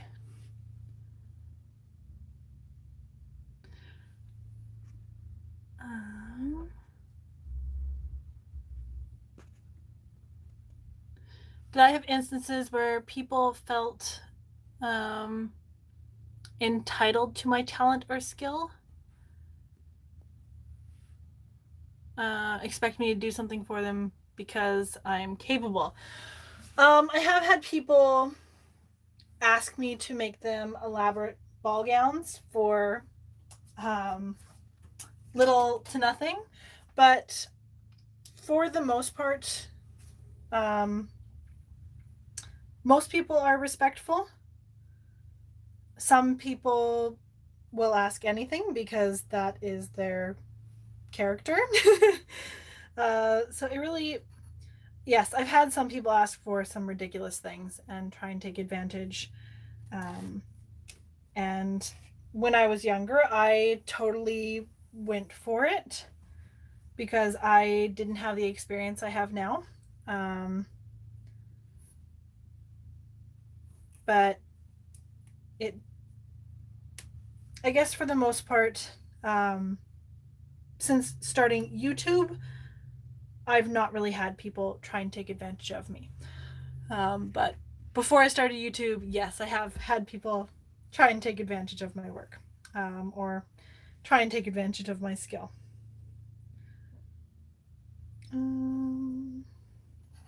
So I'm just removing the gathering stitching line that was at the 3/4 mark.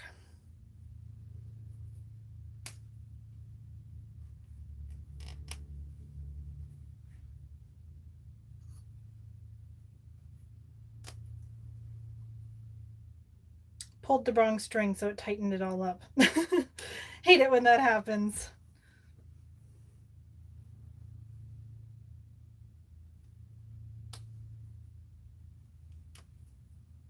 Lock the stitches in place. There we go.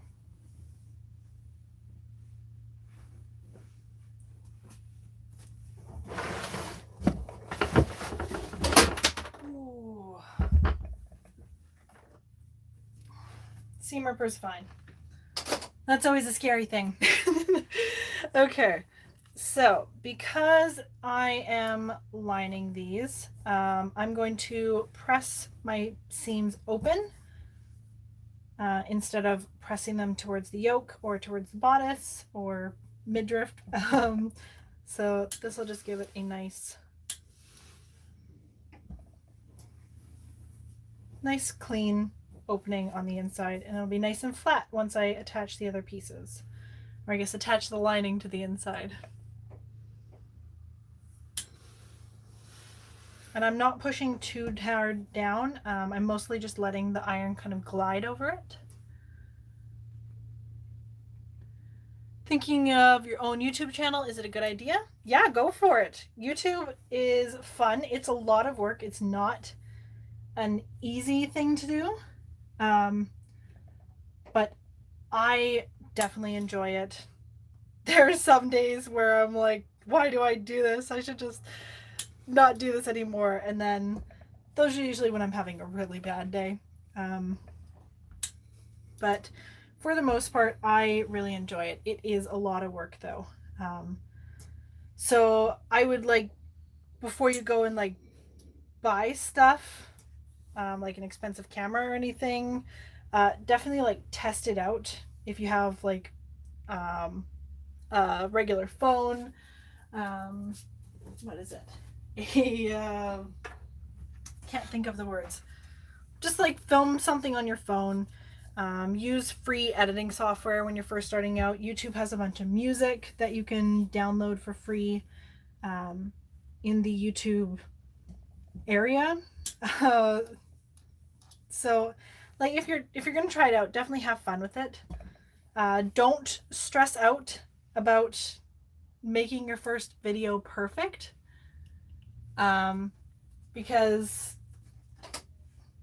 when as you develop a style, or as you continue to make videos, you'll start to develop a style for what works for you. Something that if you're just like having fun with it, experimenting, is watch other people's videos and see what they do. And I don't copy their style, but look at how they set up shots. Look at how they talk about things. Like getting that kind of idea from a bunch of different channels, like not just sewing channels. Like I've watched cooking channels to kind of get ideas for how to film something. Yeah, there's a lot of inspiration out there, and check out channels that there's a lot of channels that like tell you tips and tricks for YouTube. So those are good to start watching if you want to get into it. Yeah, there's just a lot of stuff you can have fun with, and don't focus on making it a job. Focus on making it fun first. And then if you are having fun, people usually want to join in on that fun. So, yeah, that is my advice. Feel free to ignore all of it. Just have fun.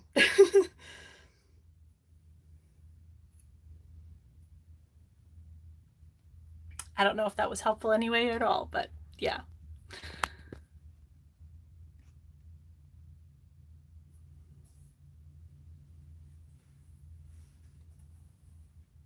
Yeah, for sure. Like, um, some people don't feel comfortable in front of a camera at all, or feel comfortable putting videos out. That's completely natural. I don't think we were meant to create videos, um, or it's not a natural human instinct to create videos, but it is a human instinct to create. So it really just depends on you and what you're comfortable with. Don't force something if it doesn't come, or it won't come naturally at first. Like, even myself, I still have days where I'm not comfortable in front of the camera, but it gets better. Yeah. I think that is something that's very important, is like, there's not a piece of the pie that you can't, there's pie for everyone. And as more people grow, we just find more pie. The pie slices don't get smaller, we just get more pie. I think that is the best way to think about it. I hate communities that are all about competition. You don't learn to thrive in those environments. They become tense. They become not fun to be in. Like, in some ways, competition is fun if it's friendly competition, but if it's competition where you are just out to get the other person, I wouldn't want to be a part of that community. Um, so yeah, I think we have a pretty good community. There are some times where you can have a bad apple, but I think there's a bad apple in pretty much every community. Um, and it's just not giving a focus to those who want to be negative. If people want to be negative, they can be negative on their own time. I don't want to associate with it. So that's kind of my take on things. Everyone has their own right to do whatever they want to do, but if you're going to be in my community, not that I need people to be happy in my community, but I would prefer no negativity. There's enough negativity in the world, and I would rather be a positive person. There we go. It's only a competition if it's speed runs. Yes, I like your attitude.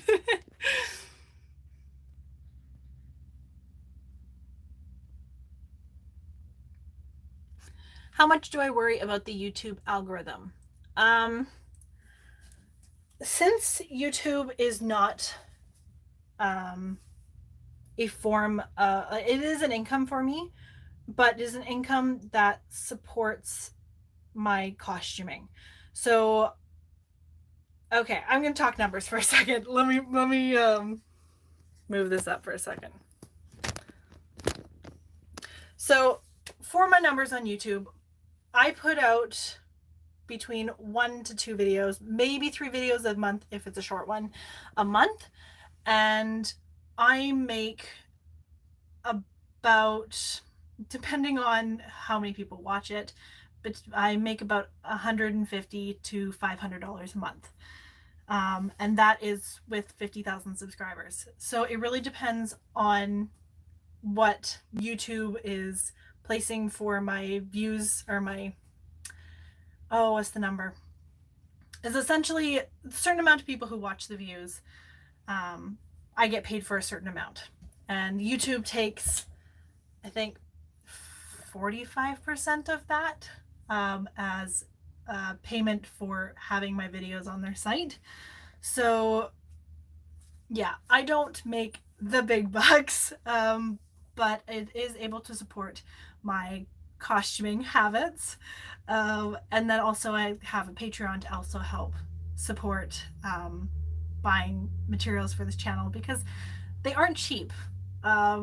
Like my Belle costume, I would say I spent close to $600 on that outfit, with the silk, with the shoes, the everything I bought for it. It was probably around to $600, and it was it's a fabulous outfit. I love it, and I'm gonna wear it all the time. But that's the cost of the silks for that project. So yeah, it's a lot. I would say the majority of my income from this channel does go right back into this channel. Okay, I may have to move this. It's not liking my Wi-Fi connection. So the majority of my income from this channel does go back into my channel. Yeah, it's an expensive hobby.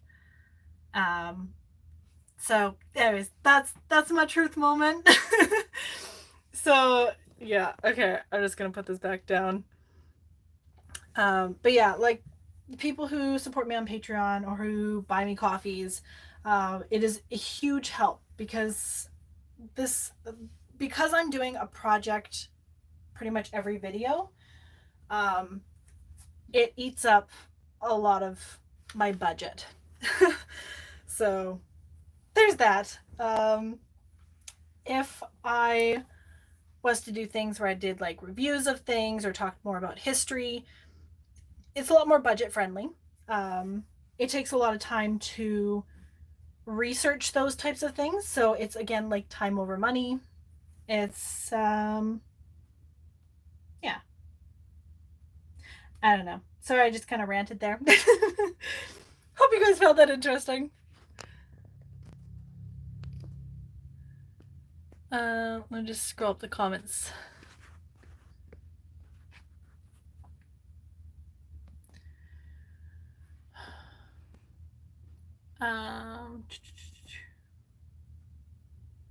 Anyways, so yeah, YouTube is not, because my husband is essentially the breadwinner in our house. We are, I would almost call us a single income family, because it does not, YouTube does not really support our house.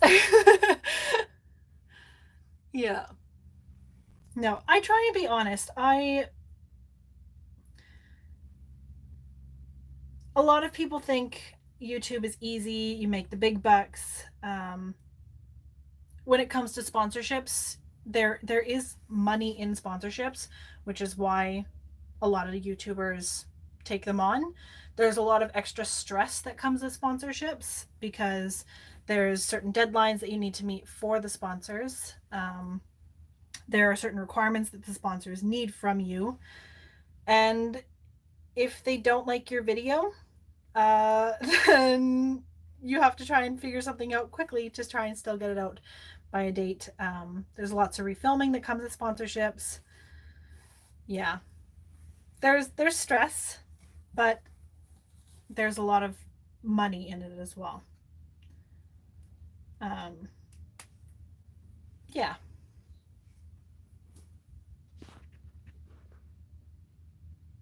So if you see people doing a lot of sponsorships, it's usually because they are trying to get ahead. Yeah. So, like, for instance, I've got several sponsors lined up for the next couple months. So yeah, be prepared for those. um, yeah, it makes it possible for me to continue making videos because without the extra money that I get from sponsorships, things are tight.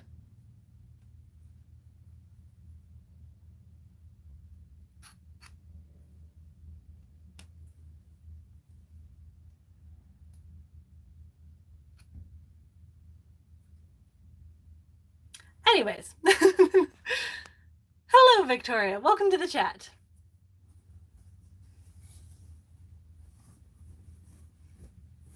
So I'm just trying to get the stitching out and then I can finish pressing this seam. Sorry, it's not the most exciting view right now.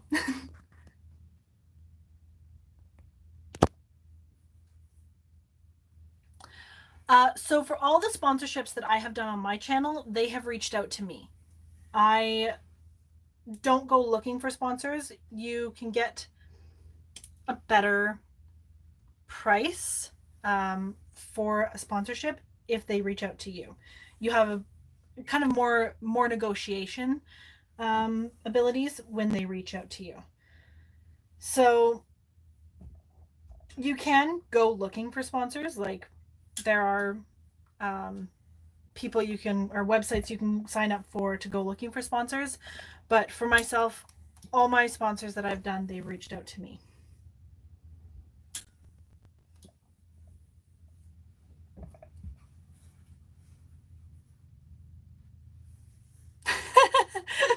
I try and welcome people as they come in. I also try and say goodbye to people as they go.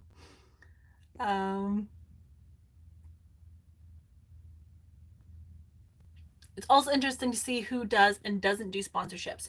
Yeah, sponsorships, they can be great. They can really improve incomes. But not doing them, that's completely logical as well, or reasonable.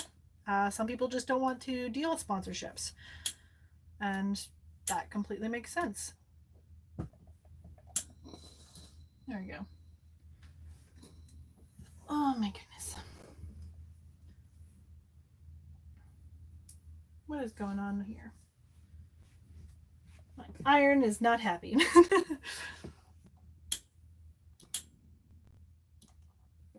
Why is this doing this? Oh, I forgot to turn my water on. There we go.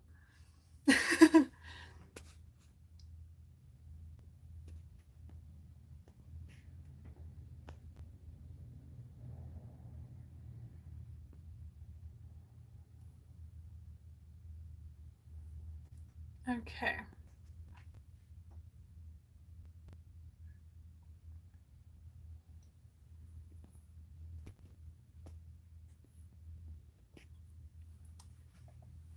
So with family YouTube channels, there are part of the reason I keep my kids out of my channel is for their protection, because I want them to have some privacy growing up, which is why I never show their face on camera. And then part of it is YouTube is my thing for me. So as a mom, life can get really, I don't want to say boring or monotonous, but it can get really, let's just say old. Doing the same thing every day. So YouTube adds that little bit of adultness to my life, and then also gives me the ability to still do something for me. Okay, repetitive. Yes, that is the word. Here, I'm gonna move the camera again, so motion warning.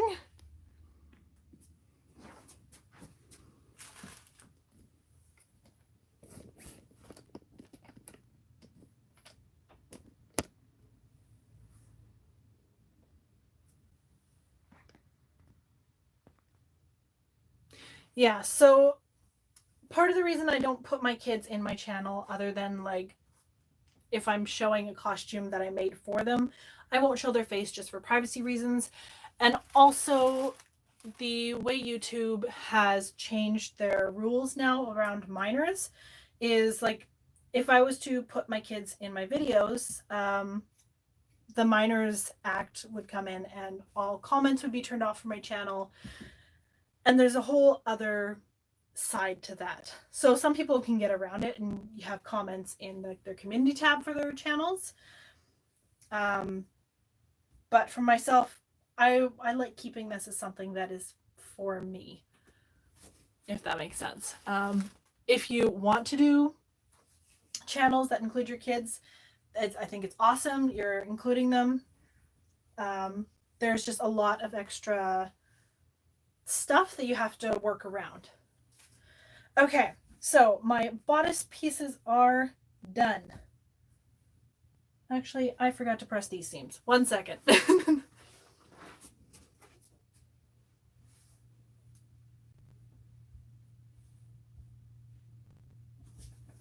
Okay, I'll just talk over here while I'm doing this, because I forgot to take out these.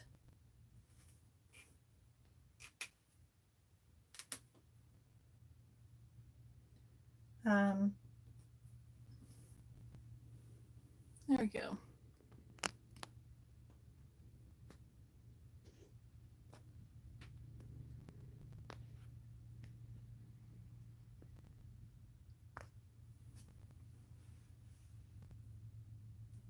Yeah, mommy blogs have really stopped happening lately. I know a lot of people have moved over to Instagram, which there is some money in Instagram, but I personally haven't made any money from Instagram. I think it's much more the bigger channels who do that, or the bigger accounts.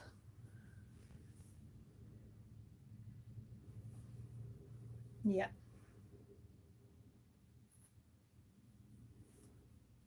There we go.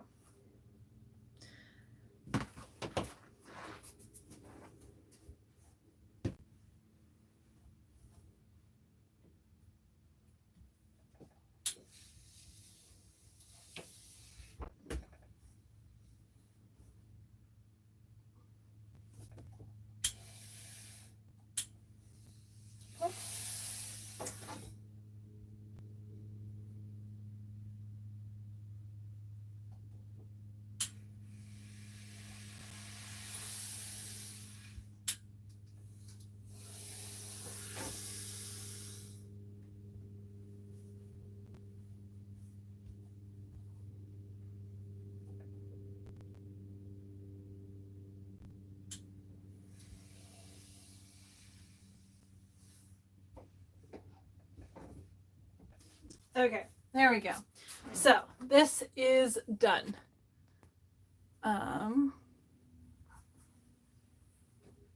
So I'm going to lay out my pieces with the right sides together, and then I'm going to sew around the neckline.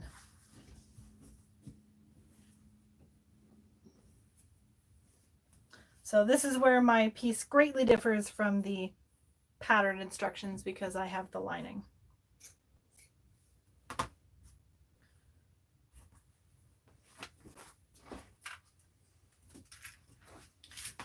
Okay, hope you guys can see that.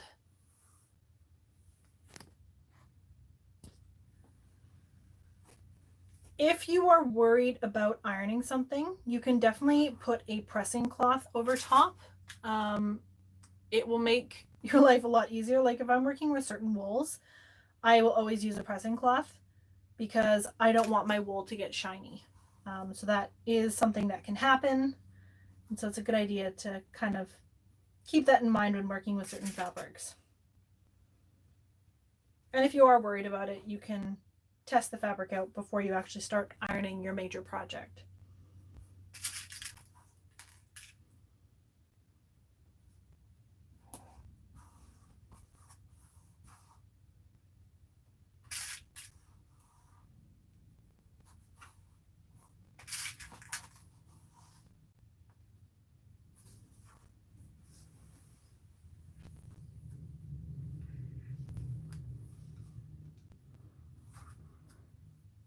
So again, I'm just lining up my seams first and then pinning around. How much of what I know about sewing comes from school versus experience? I would say the majority of what I know is from personal experience. Like every project you take on is more experience that you are learning about things. Like even with this dress compared to this dress, I've learned things like lowering the bodice for this just a little bit more. So every project you take on is more experience. Um, every time you are learning something new, it's one more thing that you can add to your repertoire. So yeah, the majority of what I learned, I would say, is not from school, but there's so many things that I learned from school that I wouldn't have figured out without it. Like just certain techniques and tips and tricks that are from theater. So I guess like if you're watching costumers who have worked in theater, you may learn those tricks yourself. But I definitely like my patterning skills. I don't think I would be as confident as I am now if I hadn't have gone to school. Just because there's certain things that I learned. Um, Again, it really depends on the person who's learning those skills, how you pick things up, how you learn them. It really depends on you. But the majority of what I learned, I would say, was not in school, but it was very important to my sewing journey. Hopefully that makes sense.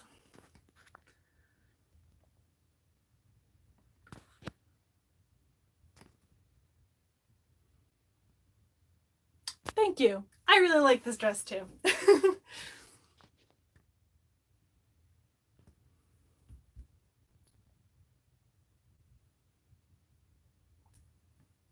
Okay, I am going to be moving this over to the sewing machine again, so motion warning.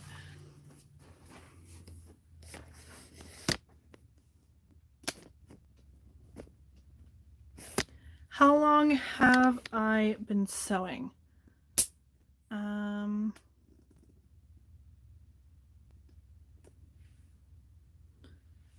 Okay, 1 second. Let me get this set up and then I can answer that question.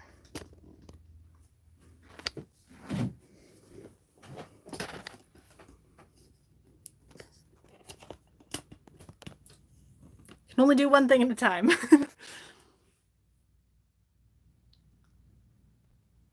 Oh,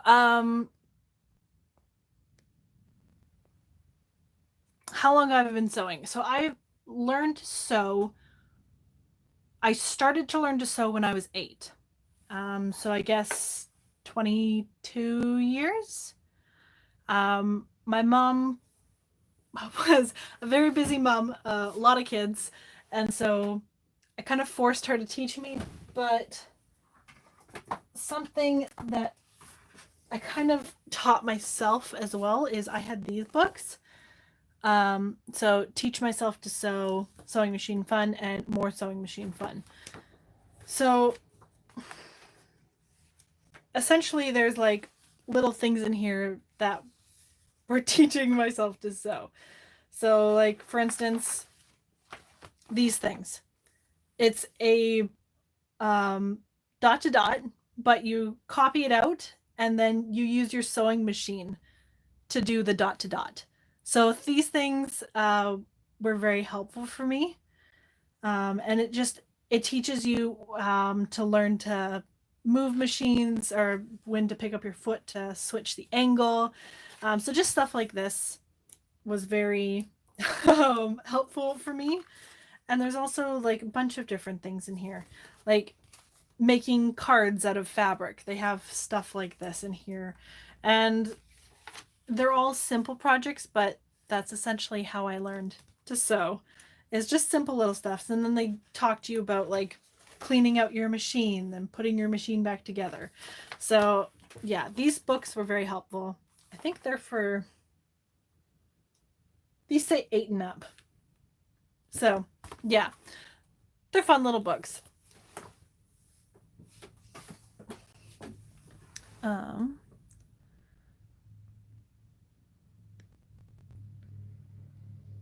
There we go. Blue linen vest dress is divine. Thank you. It does take time to draft, drape, and mock up. So I like to think of the time that it takes to drape and draft and mock everything up as it's gonna leave me with a garment, or it's gonna give me a garment in the end that I'm much more happy with because I've taken the time to work out the problems and the fit issues.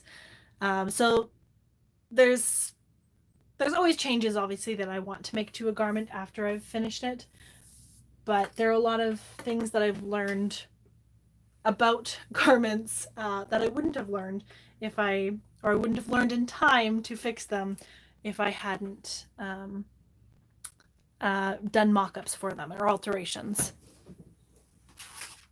And also most patterns are generic sized, they're not U sized. So it's important to remember that if you want patterns to fit beautifully or nicely, to make them U sized. And when you're still learning, like you're still in the beginning stages, it's okay if you don't want to make them U sized. You're still learning a skill, and that can come later.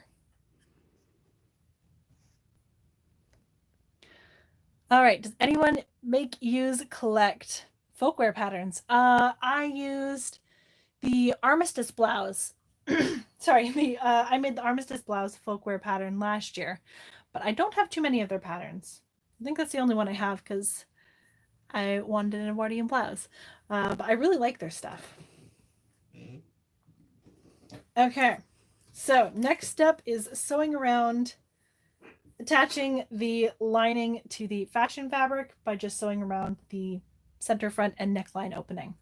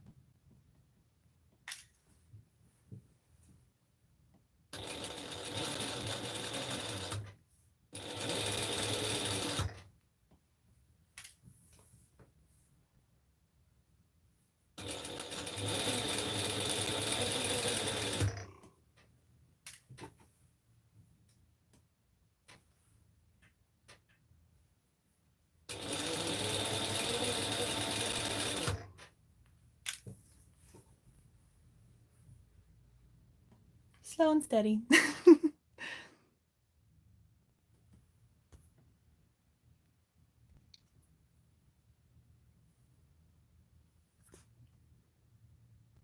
That's actually a really good idea to teach kids to sew before they drive, because that, yeah, very true. Especially with like an industrial machine. These things you have to learn to use proper foot control, because, yeah, they will sew right through your finger.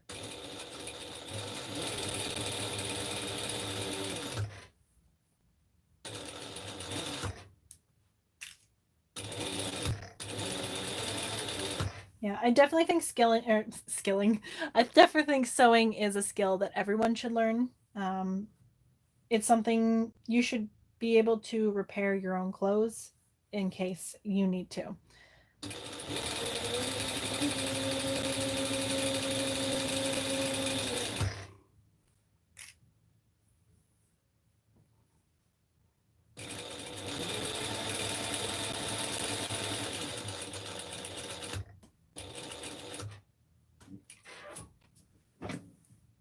A little bit further.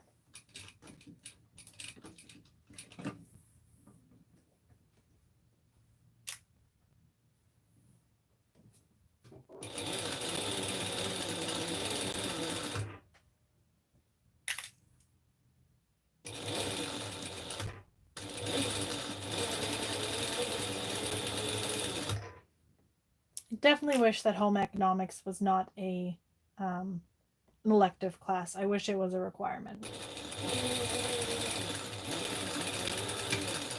Also wish that schools taught you how to do taxes, because I think that'd be something that's very important to learn. But, I guess not everyone wants to learn how to do their taxes. Life skills. Yay.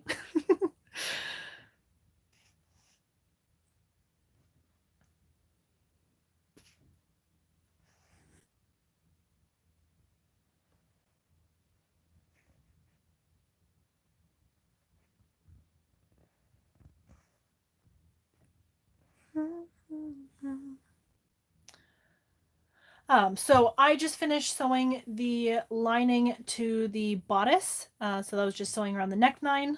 Next, I'm just going to clip the curves for the neckline and around here. And then I'm going to understitch the lining bodice, or the lining fabric for the bodice, so it doesn't peek out. So I'm going to just move you back to the table over here so I can show you how I do that. So motion warning.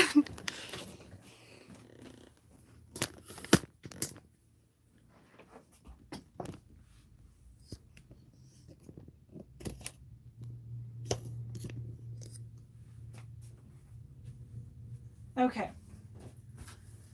So I have the neckline is completely sewn around. I'm just gonna actually quickly check. Oh, look at how that lined up. I love that. It looks so good. So my lining fabric is quite a bit wider than my other fabric. It's much more of an ivory or a cream, whatever you want to call it. So to make sure that it doesn't peek out, I am going to clip the edges and then understitch. So understitching is really easy. You're just stitching the lining to the seam allowance, and that way it creates an extra little lip that the fashion fabric has to go around.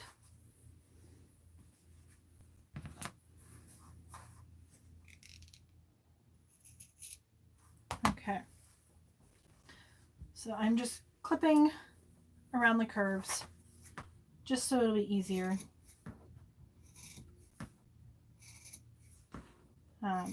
For the fabric to spread out and turn.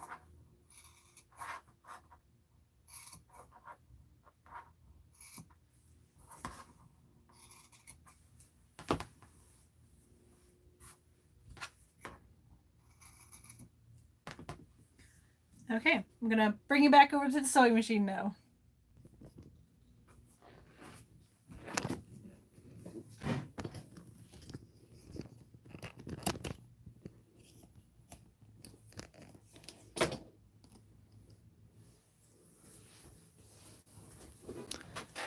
Okay, so I think we're actually close to noon 30.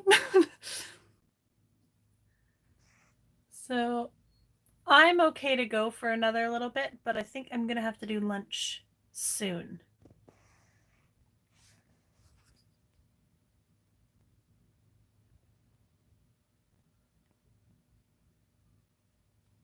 Okay, zoom in on the understitch. I will try and zoom in. Last time I zoomed in, it was kind of weird. I had issues zooming out again, so we'll try.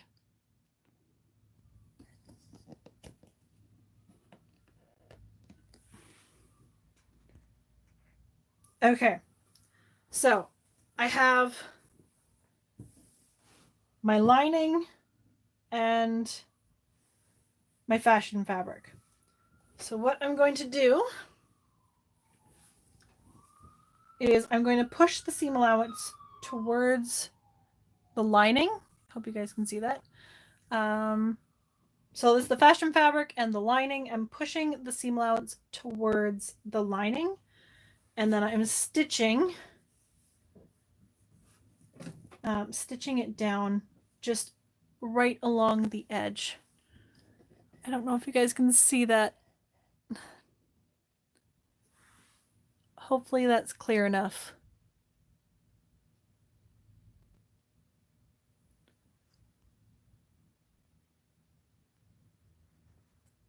Okay. So I'm going to grab a pin so I can kind of show you. My seam that I just stitched, which was, I guess the area between, what am I saying? Fashion fabric, lining. This right here is the line where the two fabrics join. I'm just have my foot just so my foot is touching that line, if that makes sense. And then I just want to push all the seam allowance towards the lining as I stitch. So you can take this slowly. Sometimes it's easier to press this before you do this, but I don't usually do it.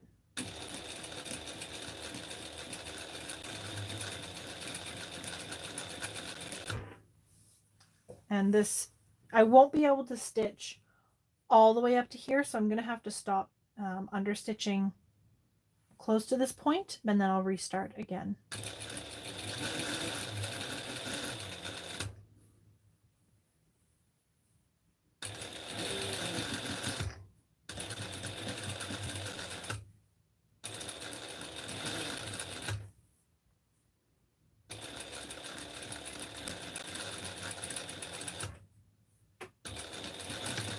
There you go. So it's as close as I can comfortably get to that point.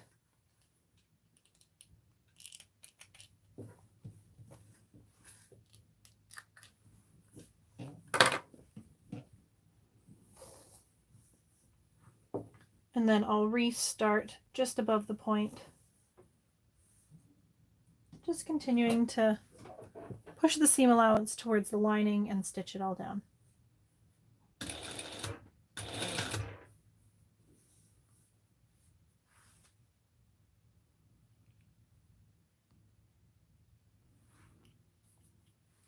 So it's not quite a stitch in the ditch. It's a little bit over and towards the lining.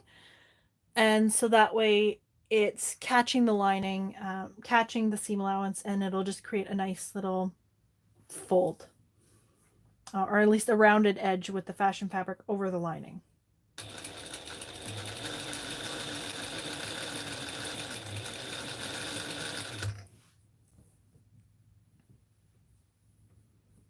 Yeah, I would say it's about an 1/8, maybe closer to a 1/16.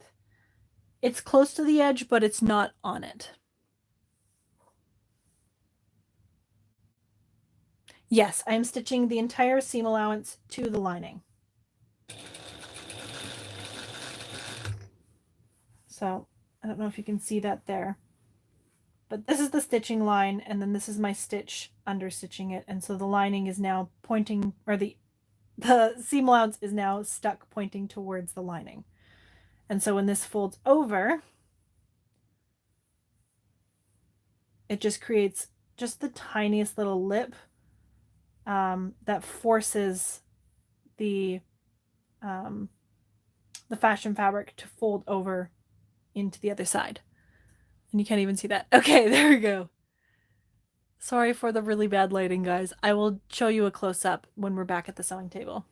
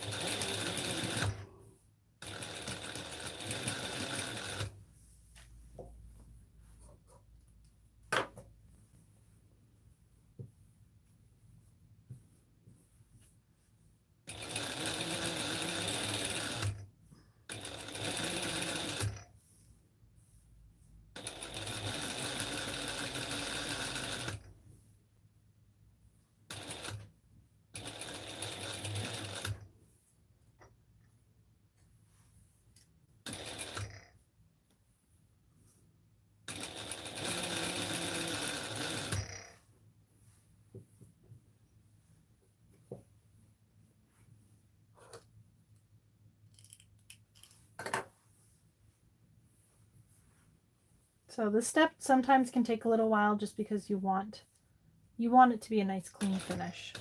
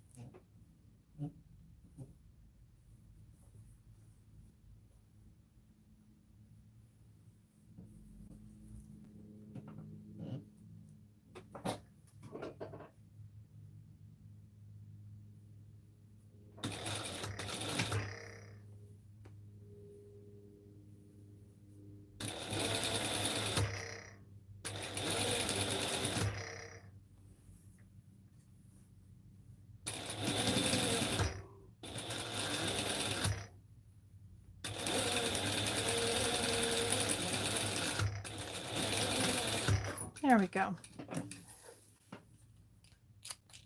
Okay. Motion warning.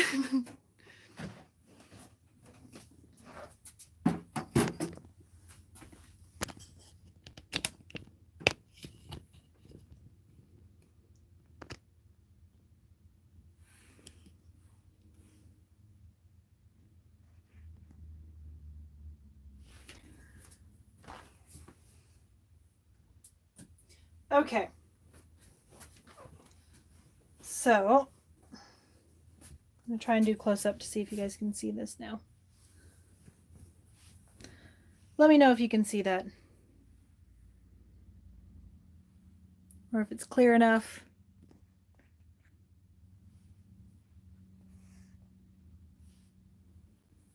So essentially that little line of stitching just makes this fabric want to roll over nicely.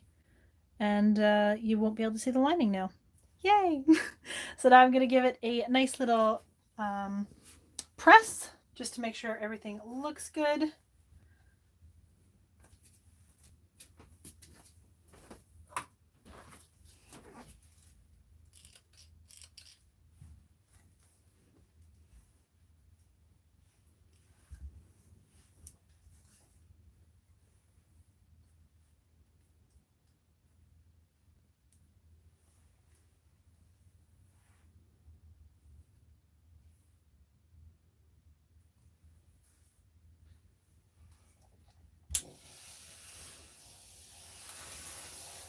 And that was hot. Oh my goodness, that steam got me.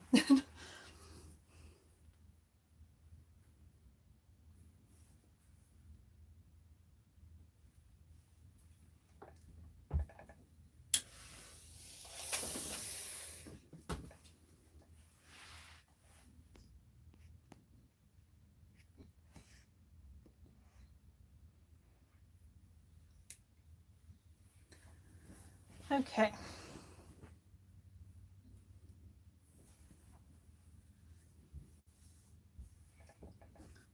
So to make this cleaner on the inside, at this point you can actually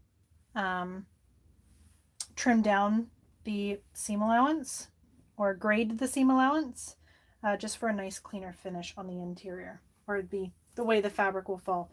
It's something you don't have to do, but it's that little extra touch.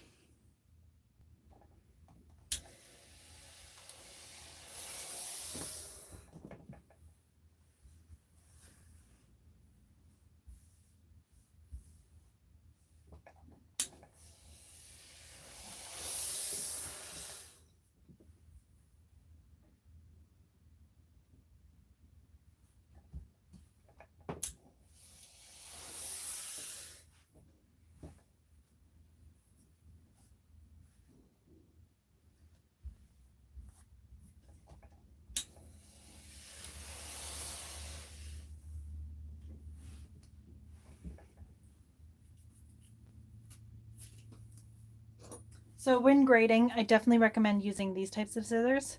These are duckbill scissors.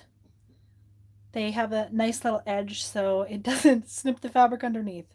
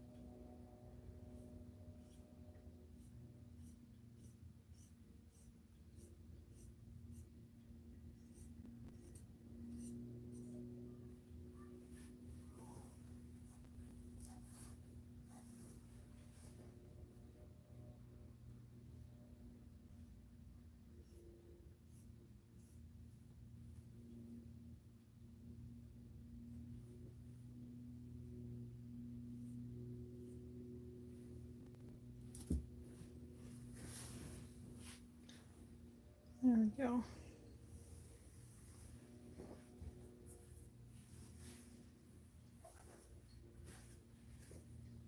Also just gonna do the neck. Don't think I'm gonna do the entire seam. This is just between me and you guys.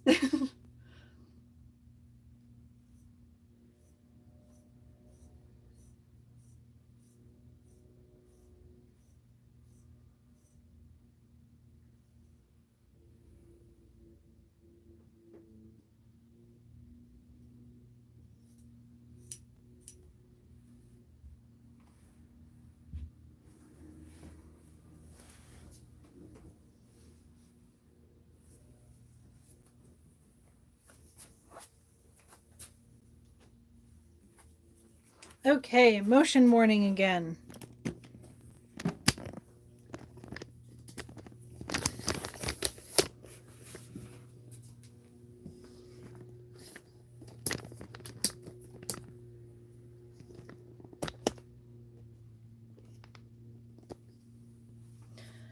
So the bodice is mostly put together now.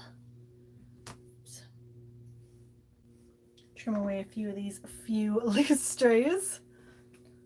So I haven't done the side seams yet. Oh, that is too zoomed in.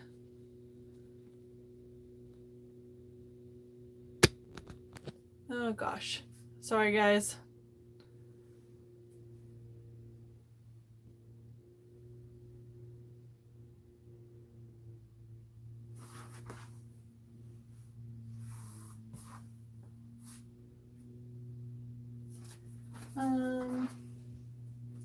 Okay, I'll try and show it from this angle.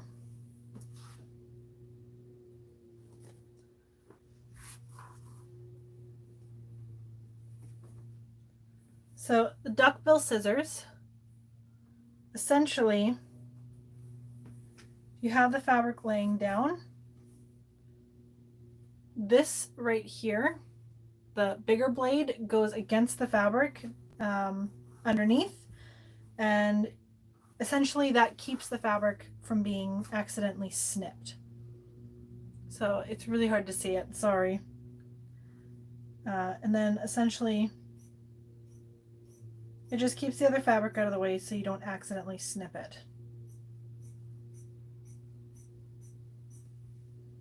It's very useful when grading seams.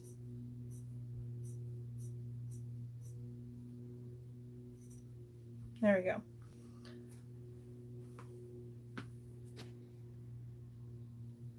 There we go. Okay.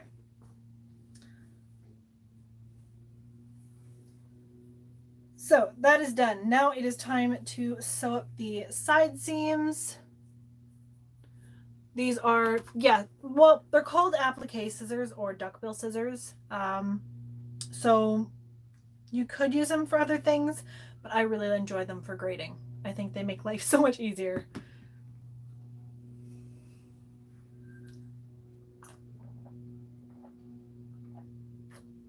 I just realized I haven't drinking any of my tea.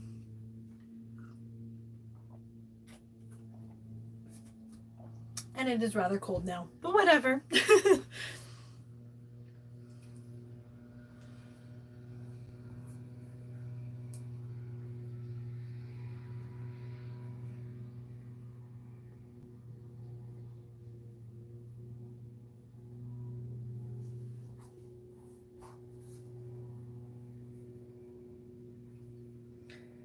Okay, so used a lot in embroidery too. Oh, good to know.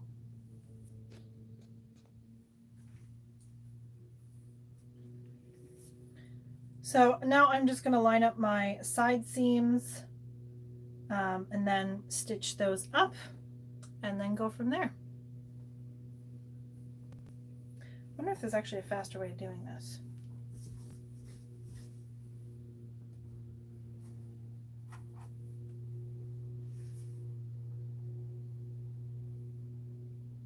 No. I'm not going to try it. Okay.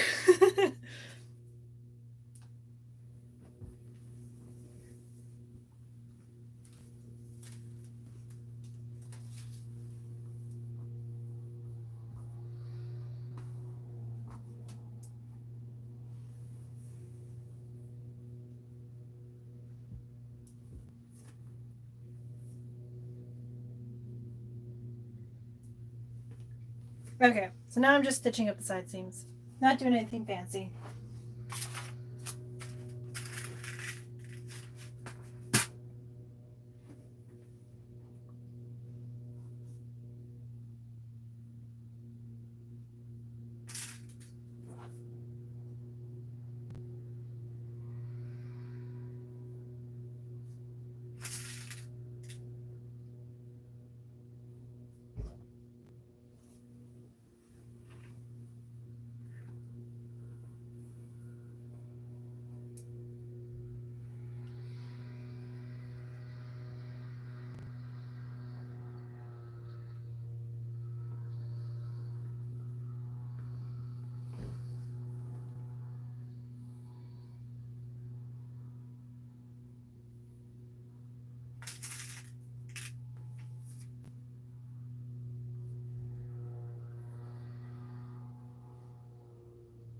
Ugh, I really got to stop this habit of putting pins in my mouth.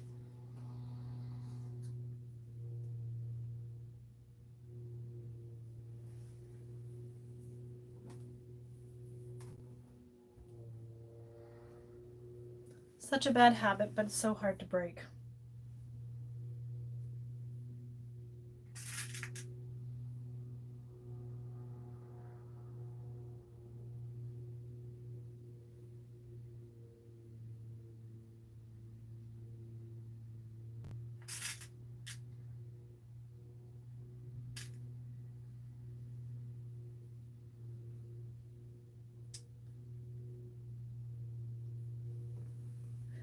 Before I forget, don't forget to share, like if you have Instagram, don't forget to share your creations on Instagram. Use the hashtag ERC sew along. And for those of you who do, I will share them in my stories. So yeah, and then just tag me in it as well because I want to see what you guys are making. So ERC sew along or McCalls 7974 sew along, or you can use both.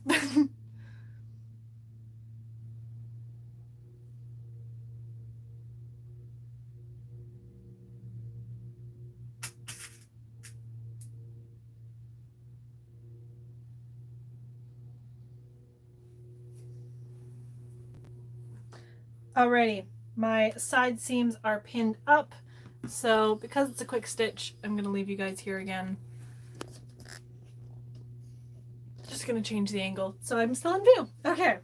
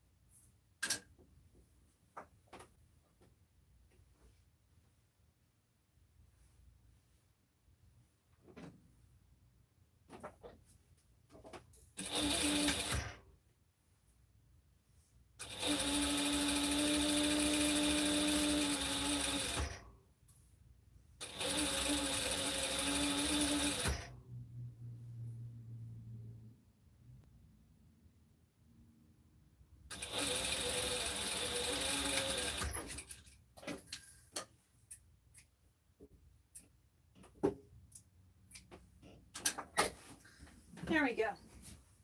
Sides of the bodice are done. Yay. Oh my goodness. What? Thank you so much for this.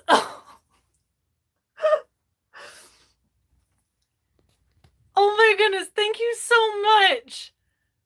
Oh, fangirl, thank you so much. Oh, thank you.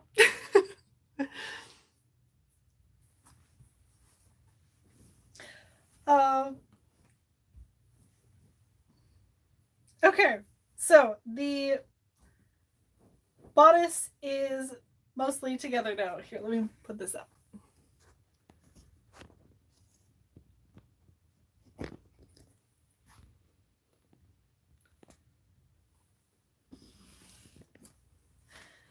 Okay, there we go. The bodice is together. I just need to add the sleeves. Now, I'm not going to be doing a completely clean finish on my sleeves. I could sew them in separately and then hand sew the lining over top of that. But I'm going with more speed this time around, so I'm just going to stitch these together, and then I am going to just serge the inside of it.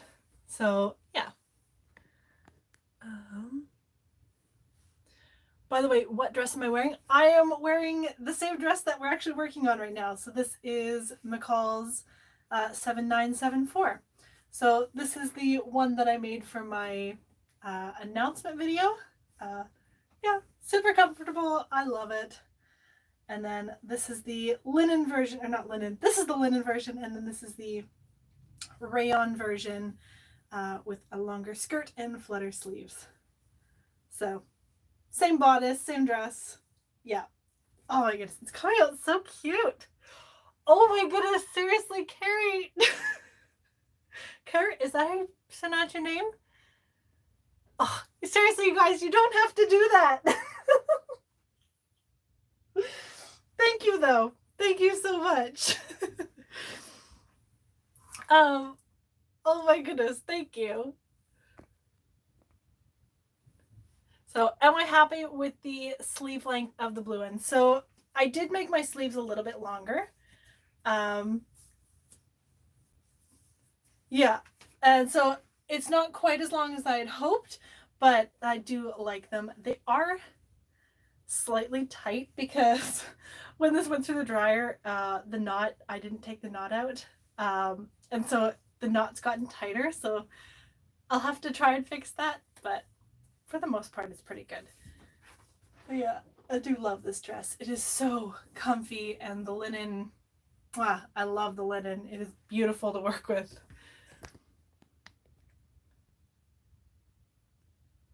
Oh, thank you. Thank you so much. Okay, so the bodice is at this point. Oh my goodness, you guys, seriously. I'm gonna be on the floor in a little bit. Oh, thank you so much. I'm just okay. Moving over to the iron quickly. So motion warning. I'm just gonna press these seams. Thank you so much. Yes, all the feels right before lunch. Okay, yes, thank you for the hydration remembering. There you go. I have my water.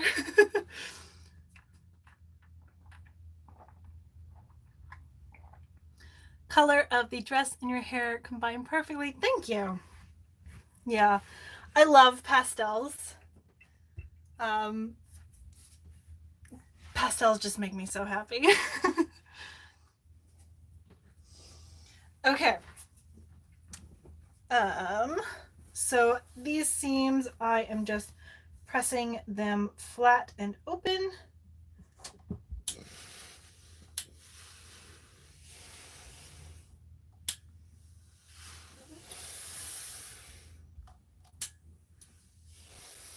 There we go. Seriously, you guys are amazing. thank you so much for coming to this and putting up with my weirdness. Oh my goodness, Patricia, thank you. You guys are gonna make me cry. Oh my gosh. Oh, welcome, Leanne. I'm glad you could make it.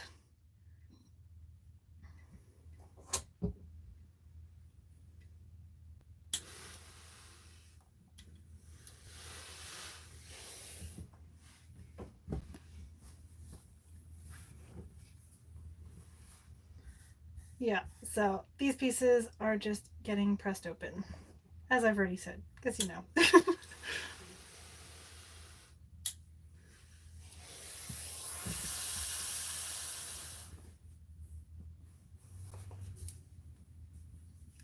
Best time we've had in a while. Well, thank you. I am so glad you guys are here.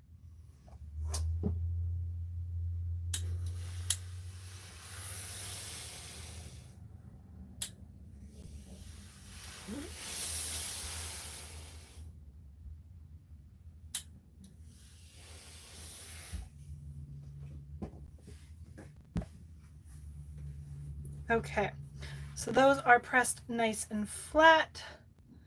And now I'm just going to match up all the seams.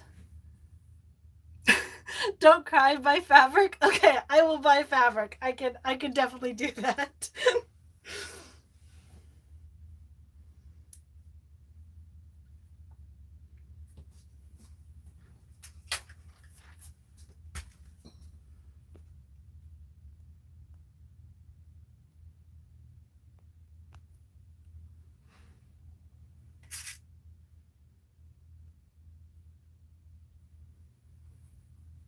Okay.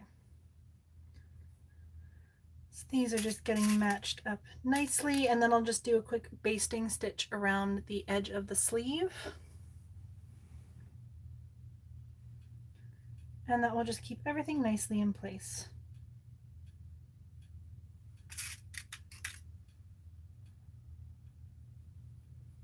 So yeah, if I wanted to, like, I could completely like put the sleeve in and then hand sew the lining over top of the sleeve. But I am perfectly okay with a little bit of serging around the sleeves.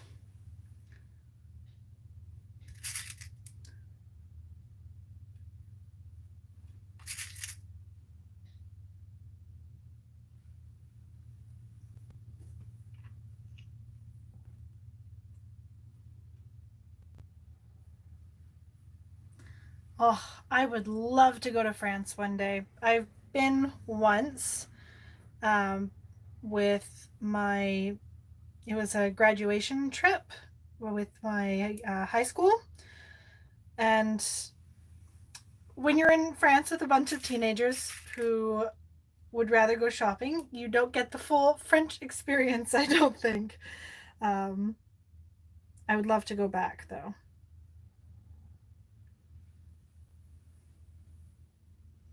I did get to see the oh, what's it called? Notre Dame. That was absolutely beautiful. Oh my goodness. Thank you, Allegra. Oh, seriously, you guys are so, thank you. I'm speechless. Um okay. You guys are amazing. I love you all so much. Thank you so much.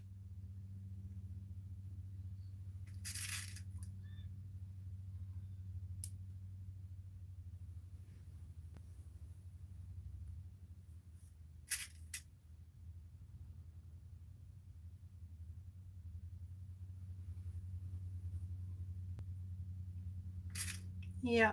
Um I guess if I could go anywhere in the world right now, it would be to Scotland. I've always wanted to go to Scotland, never been. Um, I've been obsessed with Scotland since I was like, I'd say 10 or 11. Yeah, definitely would love to go to Scotland. Um, there's so many places in the world I want to see. And hopefully we'll be able to do that again soon.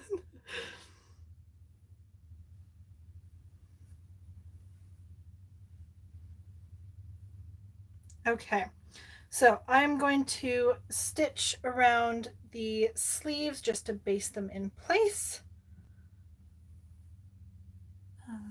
Caravan all around Scotland in the 1970s. Oh, that sounds amazing. See, I'm such a geek for castles. Or a nerd for castles. Okay, I'm moving the camera. Heads up.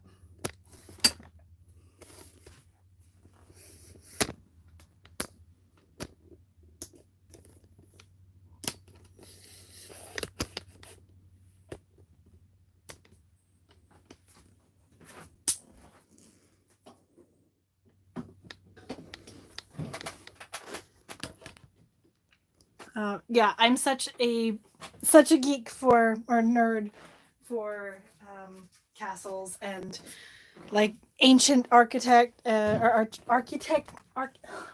that word is, architecture. There we go, architecture. It's so beautiful, and yeah, I just love it.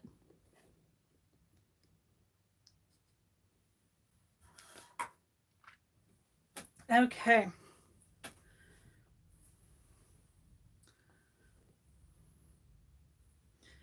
Basting time.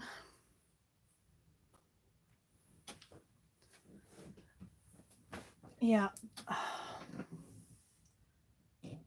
I'm just going to sew this at 1/2 inch.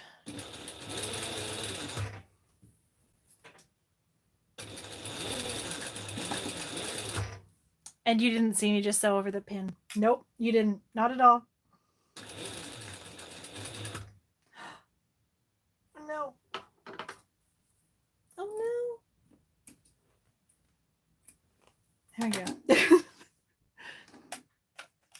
What costumes would I take? Oh my goodness. Oh, that's a good question. I would definitely want to make a medieval hoopland. So I love hoopland. They are just fabulous, majestic outfits. I'd love to make like a full head hennin. That would be so amazing. Like full medieval, I think, if I was to go to a castle in Scotland.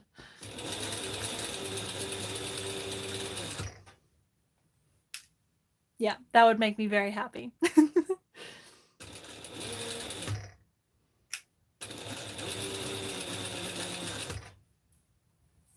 What about you guys?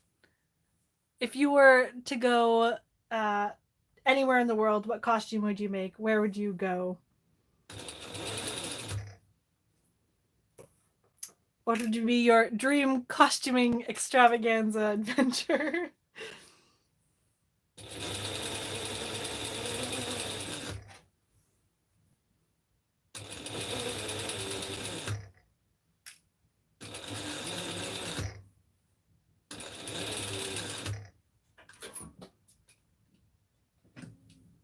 Italy. Yep. Definitely love to go to Italy.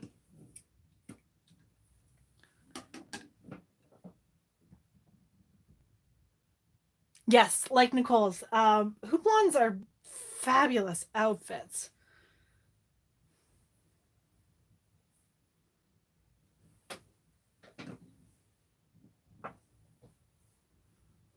A brave inspired blue kirtle in Scottish Highlands. That sounds amazing. Japan. Channel your inner Bernadette and go walk around London. That would be amazing. Hampton Court. Russian court gown. Oh, yes. All these sound so amazing. I love the sound of your sewing machine. Mine sounds like a little nest of angry bees. Yeah. Oh, Yeah, this machine, it sounded a lot better when I first got it. It was a lot quieter, but this machine also has a quiet engine or a quiet motor. So some industrial machines have a humming sound when they're not running, and it just means that they're on. Um, so mine's a quiet engine or quiet motor.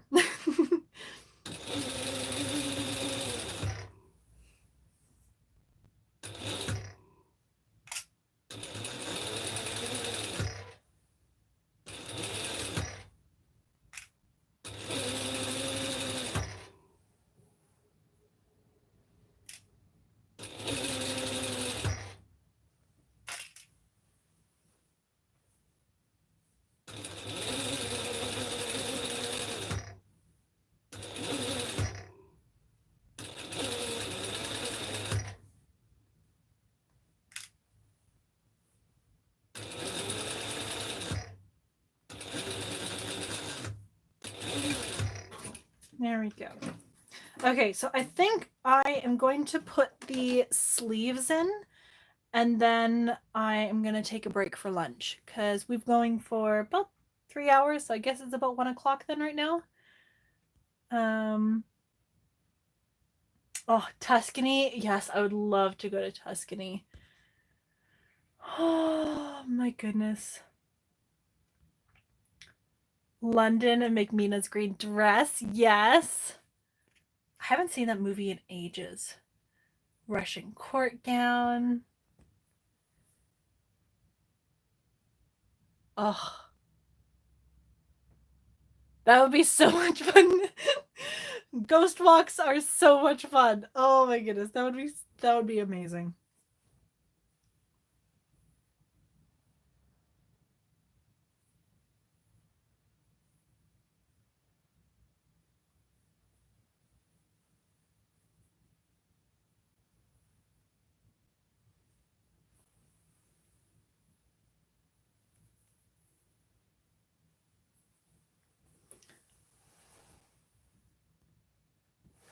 Okay.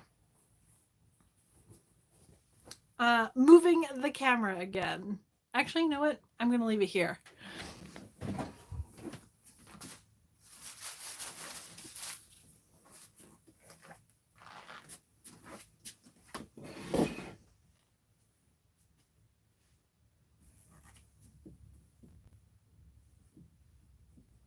Just a second.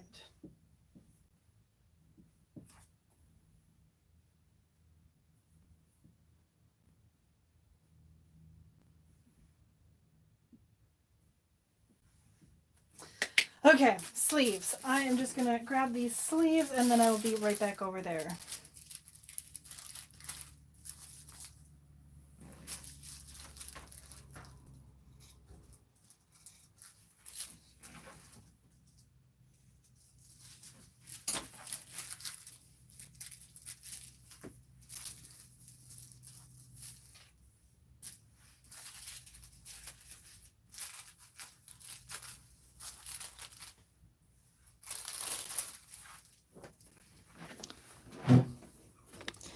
Okay, so the next thing we're working on is the sleeves. So I have my flutter sleeves here, and I'm going to sew them with the wrong sides together first so I can do a lovely French seam.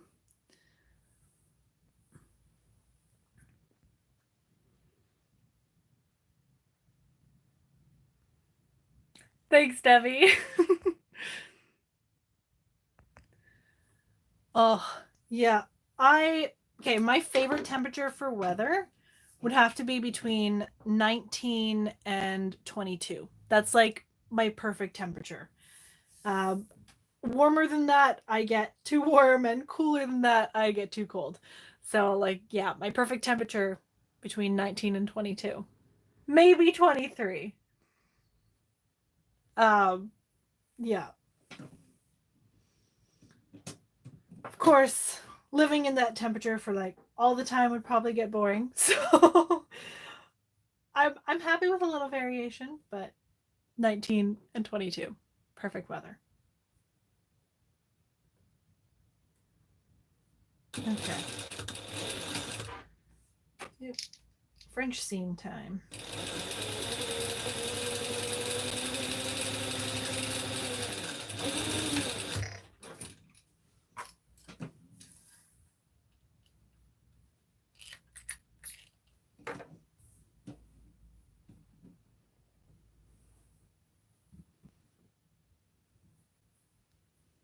See, I like that little bit of a cooler weather though, because that way I can still wear like my longer sleeves. I can still wear things like in layers. So if it does get a little bit warmer, I can remove some layers and it'll be still fine. Yeah. I don't know. I'm a West Coast girl though. So like growing up near the ocean, I like the cooler weathers. I think the highest I can go is like 30. Any hotter than that and my brain does not function well.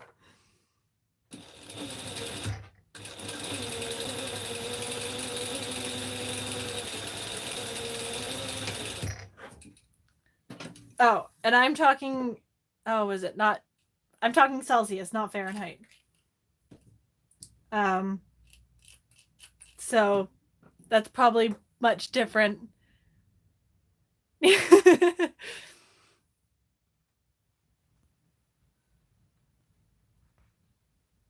Yeah. Oh my goodness. Okay, I'm just going to quickly press this seam open and then I'll be right back.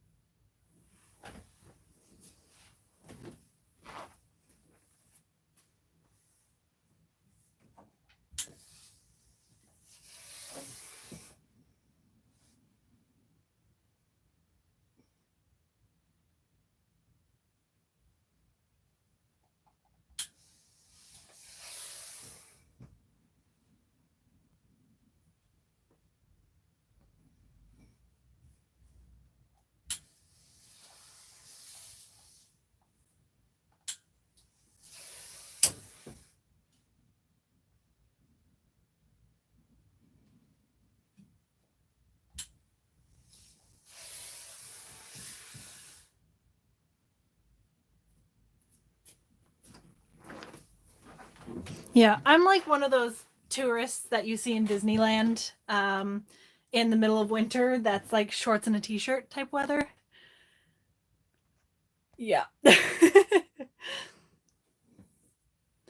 Have a good day, Megan. Thank you for joining us. Have fun in the kayak.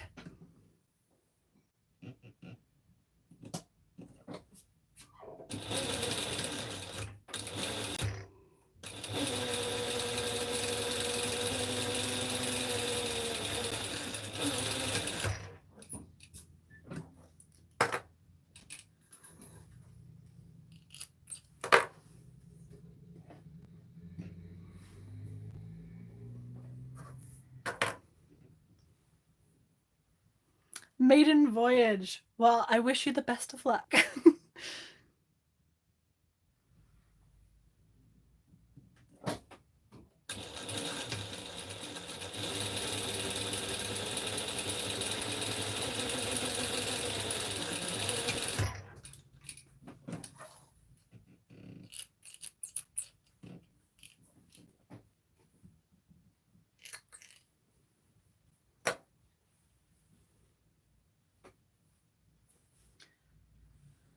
Okay, I am going to move this back over to the iron quickly. And I'm actually going to take you guys with me because I need to do the hem of the flutter sleeve. Yeah. I'm debating if I want to bring out my other machine and just try and set it up to do a quick, oh, what's it called? The tiny little hems. Rolled hems? Not rolled hems. I don't know. Okay, whatever. I'll just bring you guys over to the sewing or the iron. So, moving warning again.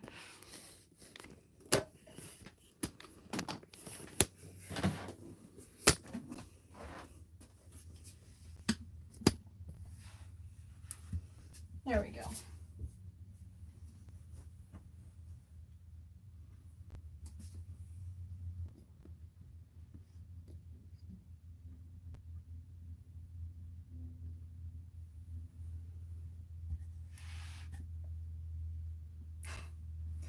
See, I love huge, like romantic bishop sleeves that are completely impractical, but oh so beautiful. So, like, if I could just live in bishop sleeves that don't get in my way while I'm doing dishes or taking care of the house, that would be amazing.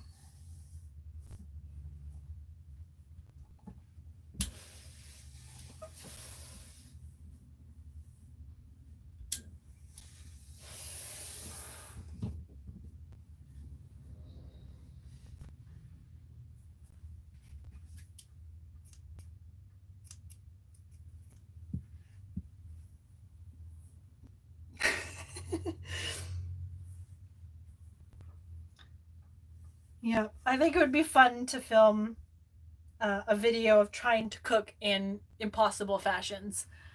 So like hoop skirts and huge sleeves and trying to cook in our modern kitchens. Just a complete spoof.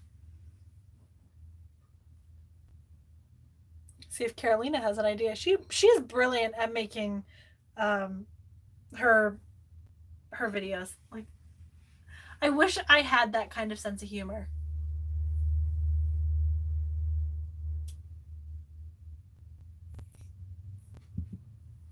History does modern life.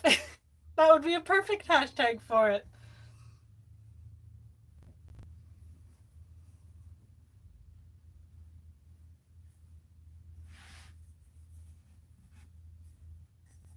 Poofy sleeves and gas stove. Ooh.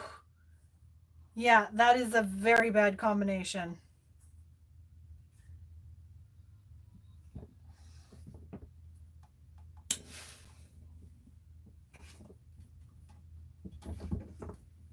You know what? I think before I do this, I'm actually just gonna.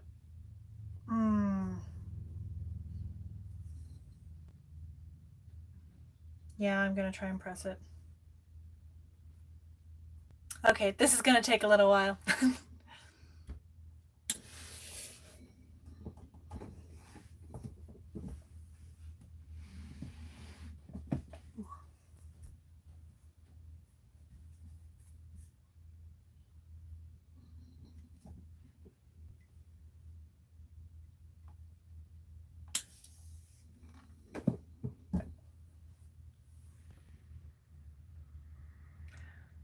What are we doing on the sleeve hem? So I am turning up my sleeve 1/4 inch, and then I'm gonna turn it again, and then I'm going to oh my goodness. And then I'm gonna stitch it. So with this style hem, because it is circular, it does need to be pressed in a particular way. So obviously the bottom of it, the circumference is larger.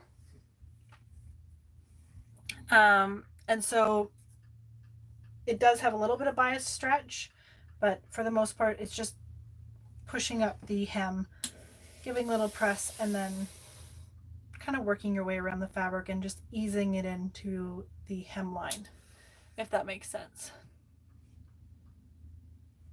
So I'm doing this without basting, because if I'm trying to figure out how to explain this.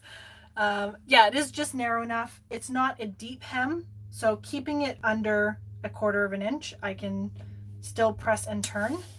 And if I work my way around and then just kind of ease the fabric in between the two areas, I don't know if that makes sense.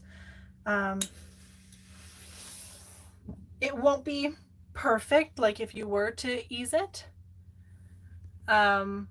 with a running stitch, but I don't know. I just find this method's a little bit quicker.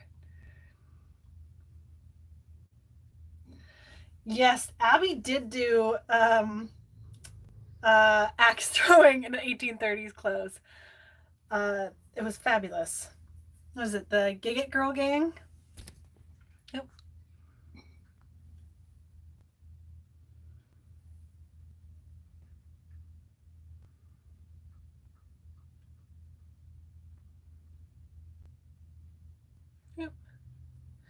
There we go. I would love to get a group of people together and go hiking in Victorian hiking costumes. I think that would be hilarious and delightful and totally plausible because they did it back then.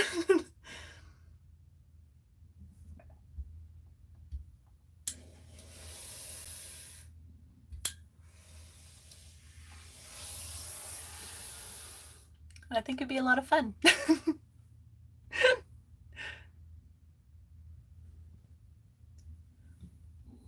Like, especially when you see women from back then and they're like climbing mountains in petticoats and corsets, and oh my goodness, those women knew how to go adventuring.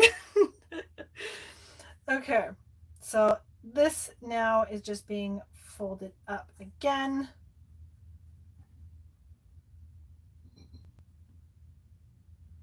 And it should be fine. It's a little bulky with the French seam, but as long as you press it nicely, it should be fine.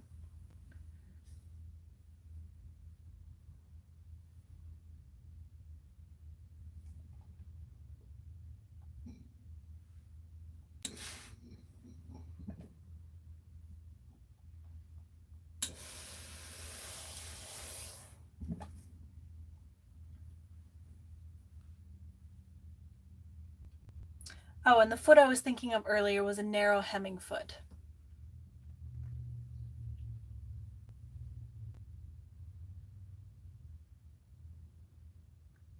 Oh my goodness, that sounds like so much fun. Primitive Skills Weekend. That is something I would definitely join up for. If I could go in costume, yeah. Sign me up. I'm ready.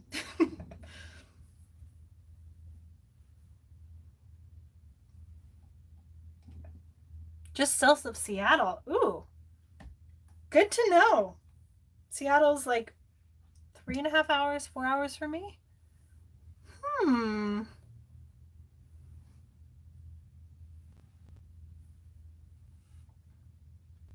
Yeah, rolled hem foot is good. Oh, this is definitely not the tidiest hem I've done.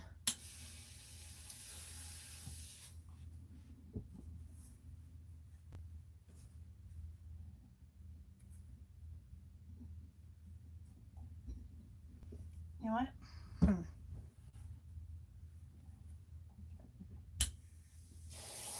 I don't like it.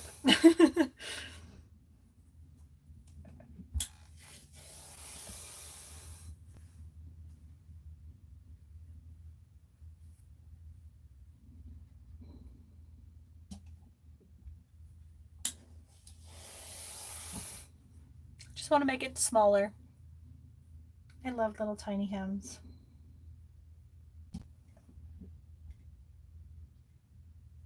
Have any of you watched The Witcher?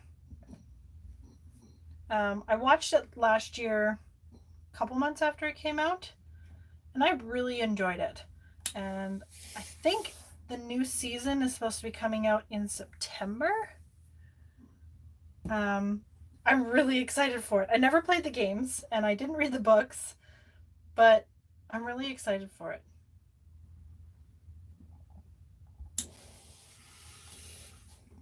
Not gonna lie, the whole timeline for it really messed me up. Like when I was first watching it, I'm like, what in the world is going on? I've only watched it the once, but I really enjoyed it.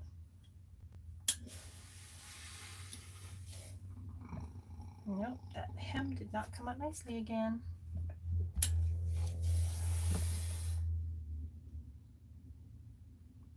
I would love to see some group cosplays for The Witcher, which there's probably some out there already, but it's so good.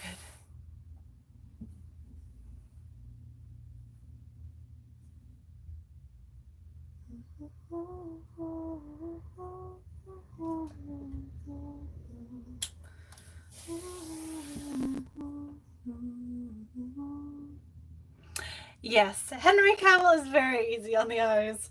One of my other historical crushes, Count of Monte Cristo. Count of Monte Cristo was the first film that I saw him in. I don't know how old I was when I saw that, but yeah, I had a huge crush on him in the Count of Monte Cristo. Oh, such a good show. Oh, yeah, I love it. I love that he's a super nerd. Um, there was jokes when he got injured on filming the set that he purposely got injured so he could stay at home and play one of the games that came out or something. Um, yeah.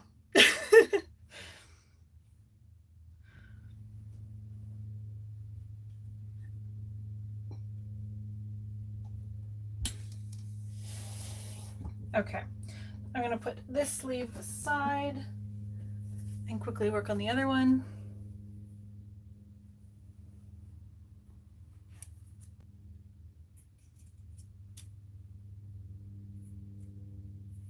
I also heard that Enola Holmes is actually getting a season 2 or a episode number 2. I don't know. I saw that on um, Henry's Instagram. So that's exciting. I liked Enola Holmes. That was a cute series. Show. Show? Series? I can't remember. Have a good night. Thank you for watching.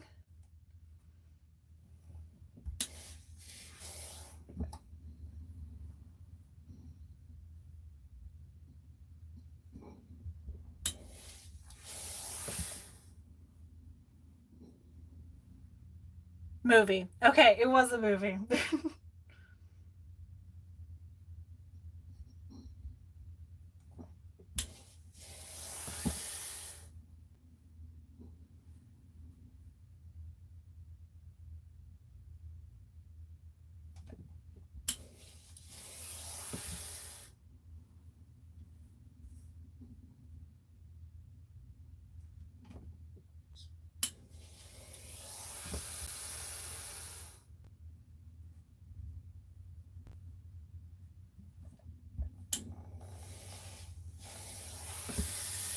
Okay, question. Do you guys see me as a gamer girl at all? Like, when you think of me, do you think of me as someone who plays video games?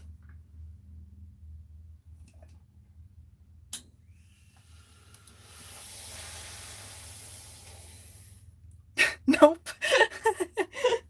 Okay. I actually used to be a huge gamer girl. Not so much since I've had kids, but when I was younger, I was very, very much a gamer girl. I think my, like, of course, like, played all the usuals like Tomb Raider and whatever. But I think my favorite game would have to be, oh my goodness, can't think of it now. The name of it, Drake. Oh my gosh, Uncharted. Uncharted is one of my favorite games. Um, yeah, not as a main hobby, but yeah, yeah. No, Uncharted is one of my favorite games. I played it for a long time. Assassin's Creed was another good one. Um, yeah, I enjoy playing video games. I don't play them as much as I wish I could now. I just have to choose between sewing or video games. So, um, yeah. No, there's so many good games out there. I haven't actually played Animal Crossing. I don't have the system to play Animal Crossing. Um, heck, I still have a Wii. Yeah. Okay. Almost done hemming these.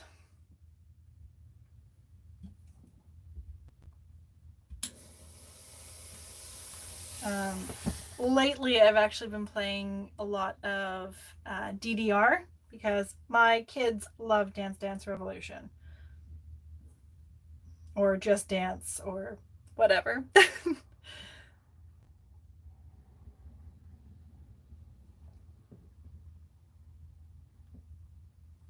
Okay, what is your favorite favorite game for Assassin's Creed? My favorite one was Brotherhood.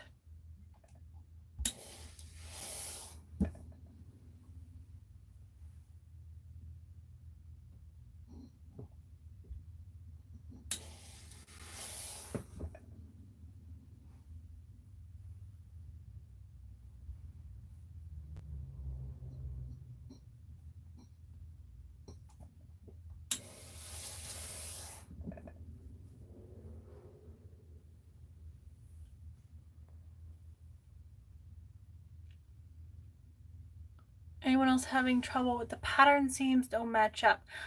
The center front pattern seams don't match up, and I've discovered that the marks for the sleeves don't actually fit the bodice. So that's something that I noticed the last time I did this, is they didn't fit, and I just had to kind of make it up as I went.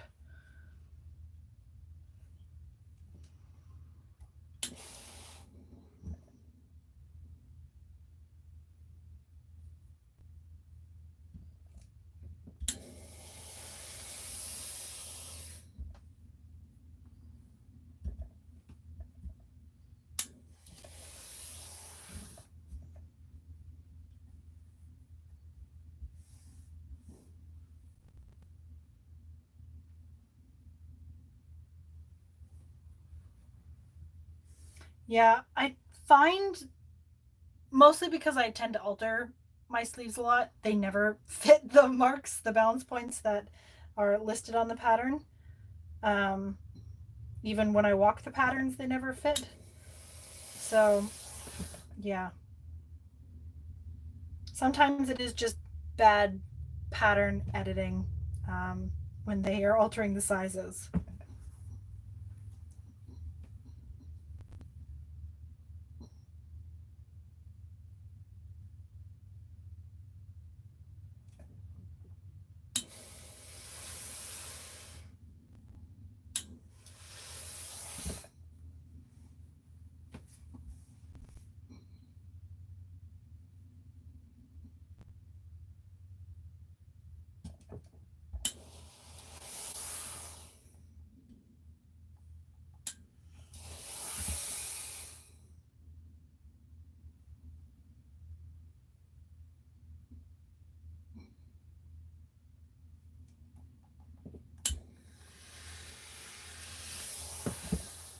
There we go. Okay, I'm happy with that, and now it's time to sew it. So we are moving again.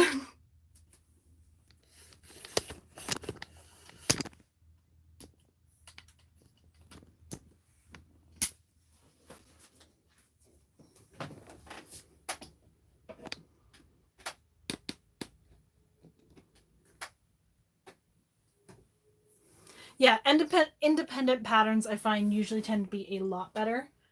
I'm just gonna switch my thread out because I just realized I've been using blue bobbin or blue thread on the bottom of my project the entire time. And now that I'm hemming, I don't want that in there. Yay!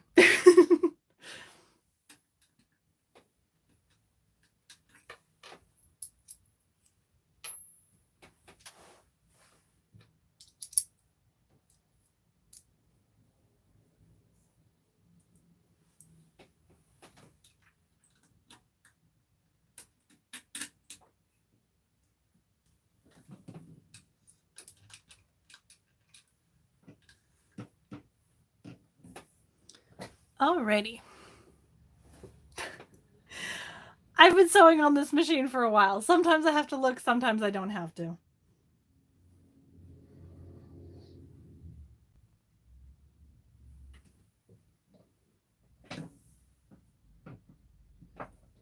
Okay.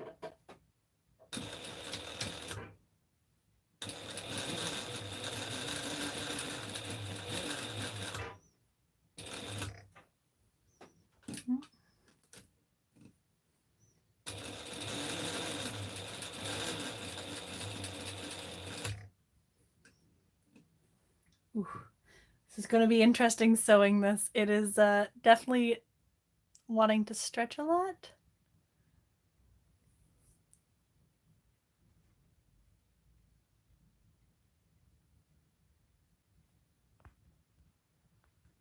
There we go. Okay.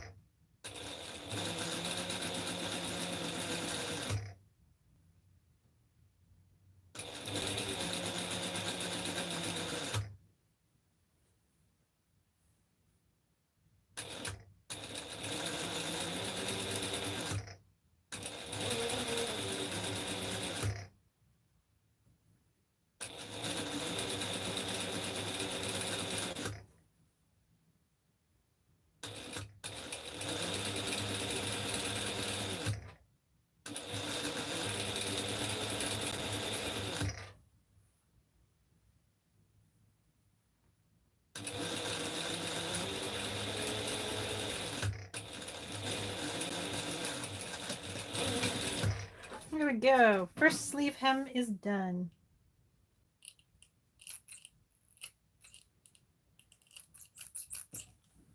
So squeaky. Oh my goodness. And we are getting close to the 4-hour mark again, guys. This is a record, I think. 2 4-hour videos in one day, and then we still got another probably 4-hour video again after this.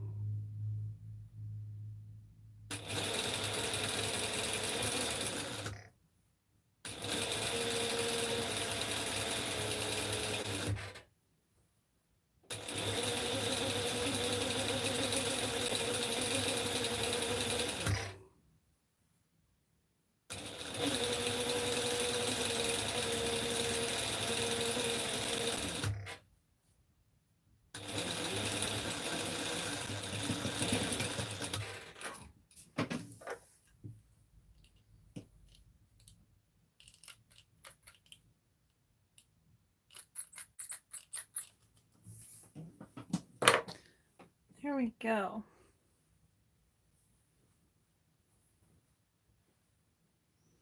Okay, I'm just going to give this a quick press to set the stitches, and I'll be right back.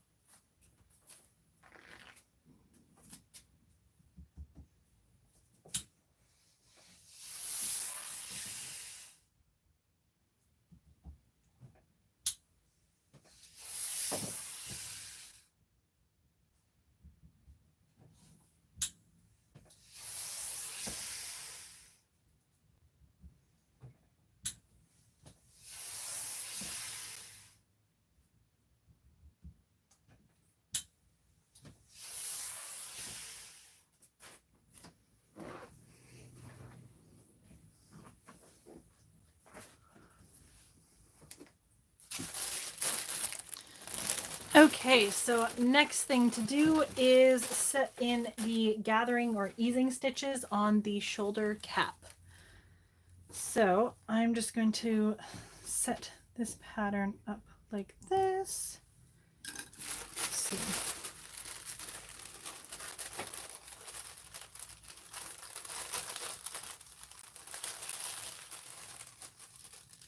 I did have the marks in there earlier, but they vanished when I ironed it. So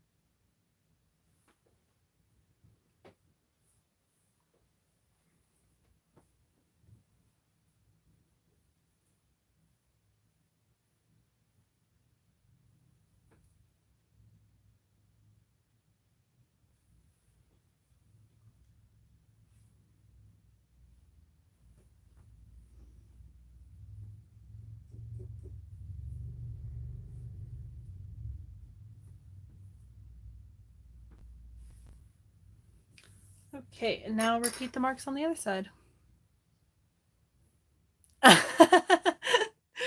Oh. Hope your cat has a good time looking for their their toy.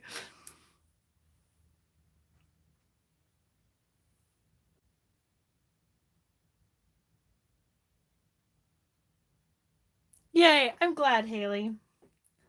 Yeah, like even if you guys aren't sewing the same project as me, it's still fun. It just feels like there is someone else in the sewing room, which is something that I know I've missed a lot. I've missed sewing with other people.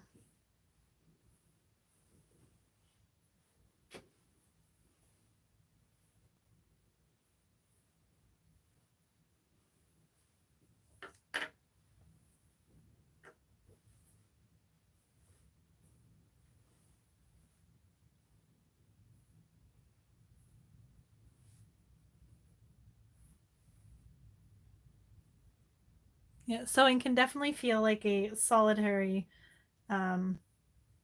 activity, but you can also do it with friends, which is nice.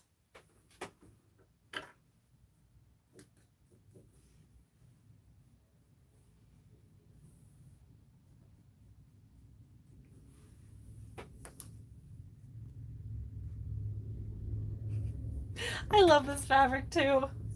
There was another print like this at Fabricland. The cacti were much, much smaller. But yeah, I love how, what is it? The novelty of this print. It's just so cute.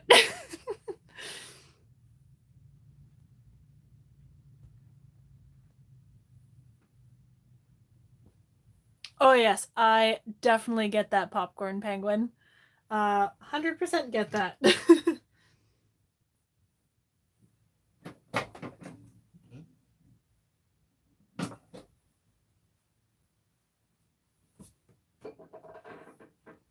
Cute name, by the way.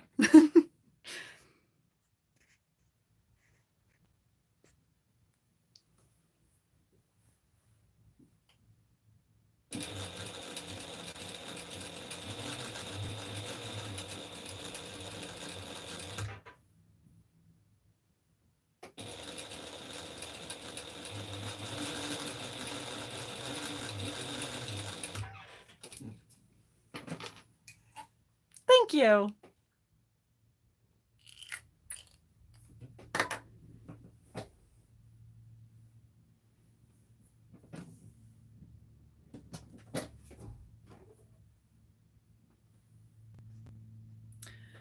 Is it harder to do this lined or harder with the French seam? I think it would be harder to do it lined. I generally don't line sleeves that are quite fluttery like this or loose. You could line it if you wanted to, but I think the sheerness of the fabric. The only reason I really lined it for the other part was because the fabric was so sheer. So yeah, I definitely, I probably wouldn't line it, but it's really up to you.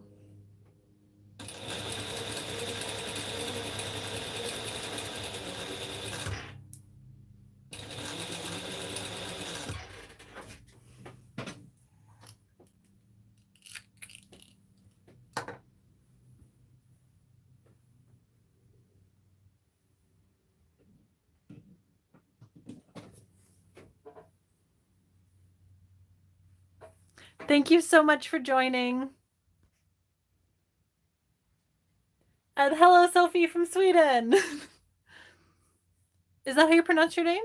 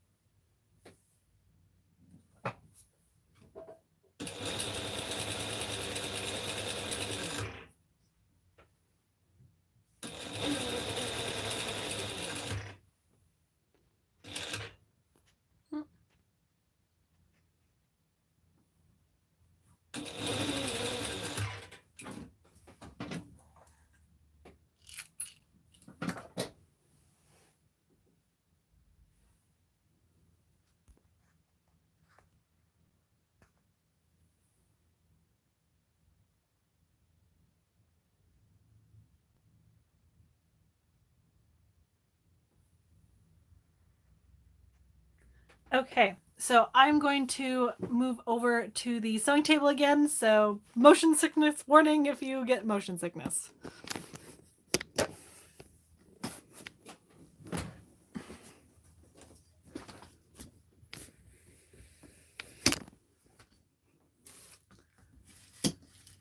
Okay. Hopefully you can see that all right. Whew, it is starting to get warm in here. I am going to have lunch just as soon as I put these sleeves in. So once I put those in, I'm going to stop the video. Probably about an hour, I'll take a break and then we'll come back. So yeah, we'll just get these sleeves in and then I'll have my lunch break and then the next part will be attaching the bodice to the skirt, which is so exciting. Okay.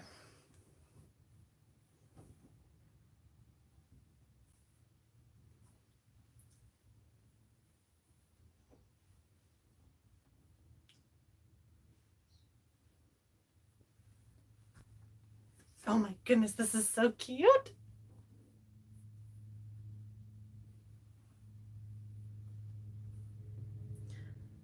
Alrighty, so I have to line up this along the bottom.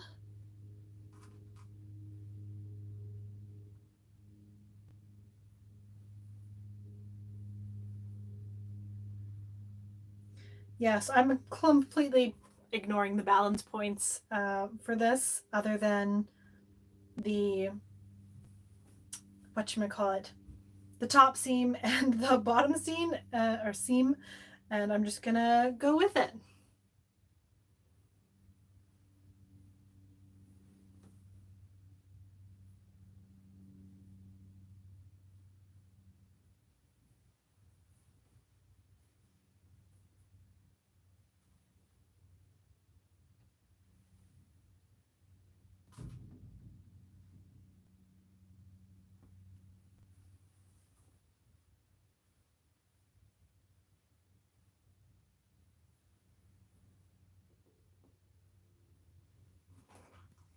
Because these are flutter sleeves, I'm not too worried about it fitting perfectly. Essentially, there's no like major fitting issues that you would have in there. Yeah, there you go. It just disconnected. Am I still here? Let me know if I'm still connected. It just says that I disconnected. Okay, it's back. Okay, cool. That was scary for a moment. My Wi-Fi is getting a little dicey again. There we go. Awesome. Thanks, you guys.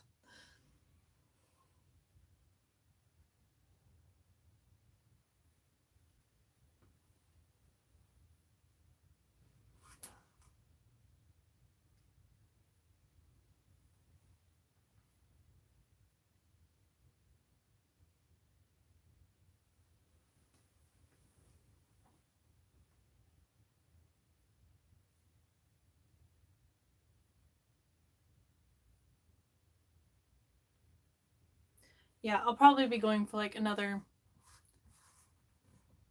15 minutes. And then we'll break for lunch.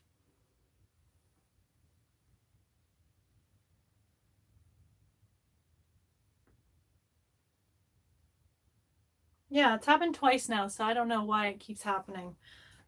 It may just be that my our Wi-Fi box is way on the other side of the house, and so it could be that just I'm really far away from it.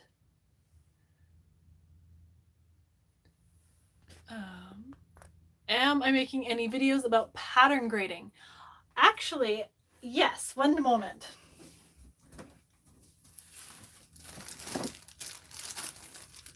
So I have this pattern here that it's a size 14, so it most definitely does not fit me, but it's an adorable pattern and I got it for $1 and it's uncut, which makes me very happy. So I am going to be doing a video on grading eventually. But yeah, this is going to be something that happens in the future. So it is on my list of things to do. It's just when I get to it.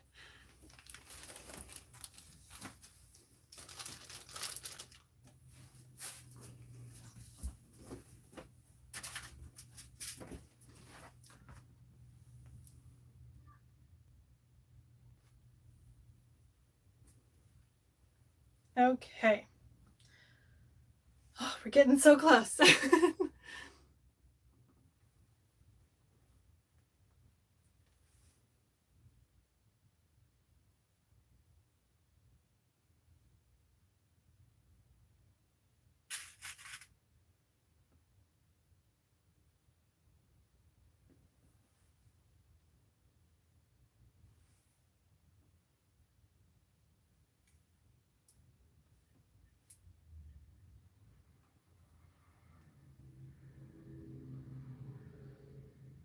Is it taking much less time to make the second version? Yes, it has been going a lot faster, mostly because now that I've already done it once, the pattern instructions are in my head, and also the way I'm doing this pattern is slightly different. So yeah, it is going faster though. That is the plus side of doing multiples of the same pattern.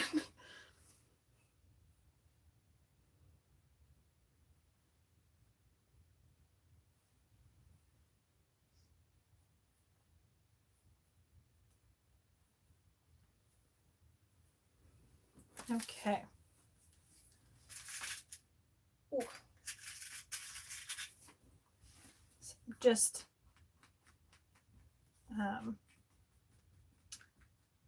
can't remember what this technique is called again. Stroking the seam. There we go. I'm stroking the seam again. Get those nice, even, pretty gathers.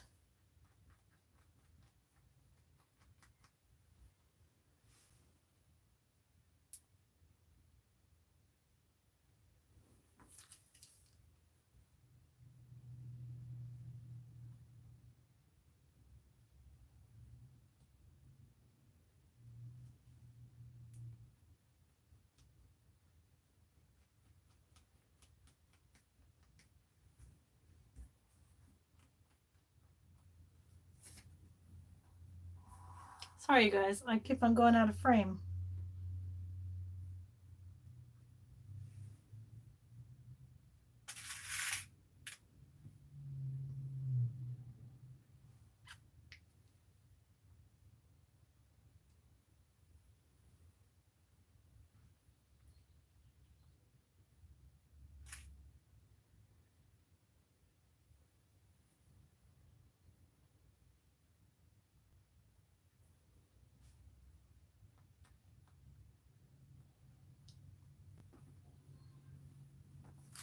Okay, one sleeve is pinned in. Starting on the other one now.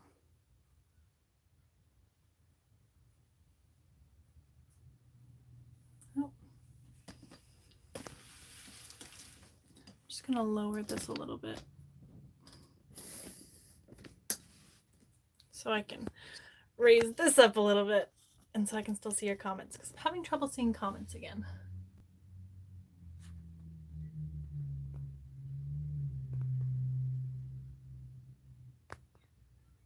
Okay. I'm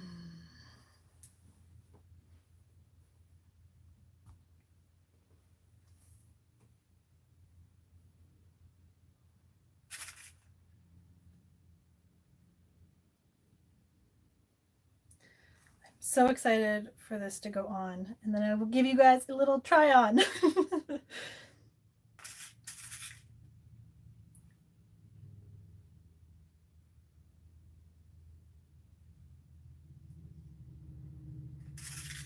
And then we'll break for lunch, which I guess is a later lunch today.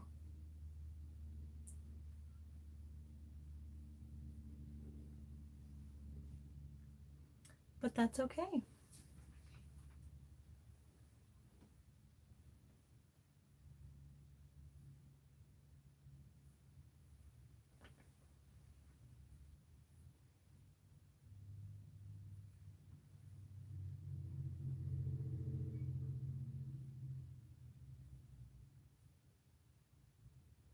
I am so excited for my Greek salad. It's funny how it's the little things in life that makes us happy.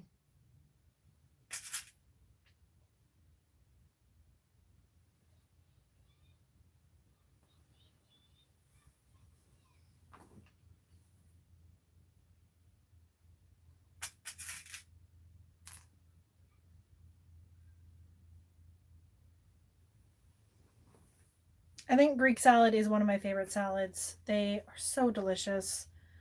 I prefer mine without red onion though. I find red onion does not make my stomach happy.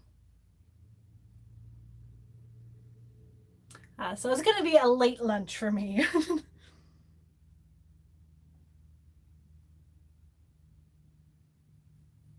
I think it's what, around 2 o'clock right now?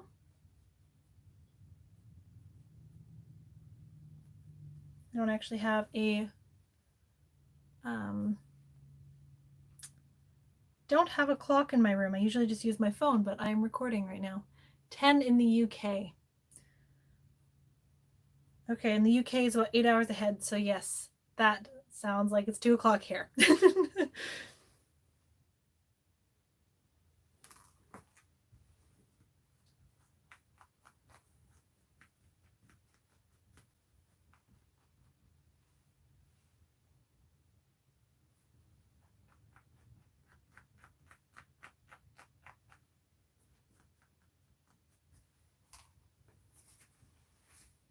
It is crazy to think how technology has connected us all like this. Like, we're completely on different sides of the world, and yet we are still all able to talk and chat, and like, I must wonder what our ancestors would think if they could see this now.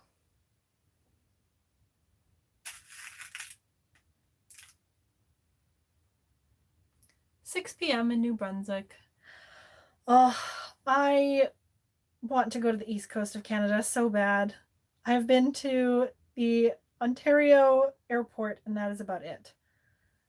I want to go to Newfoundland. I want to go to PEI. I want to go to so many places. Yeah. Okay. I am moving the camera again. We are going back to the sewing machine. We're putting the sleeves in, and then we are taking a break. So this is good. Witchcraft. Oh, yeah. Okay. Moving motion again, or moving warning again.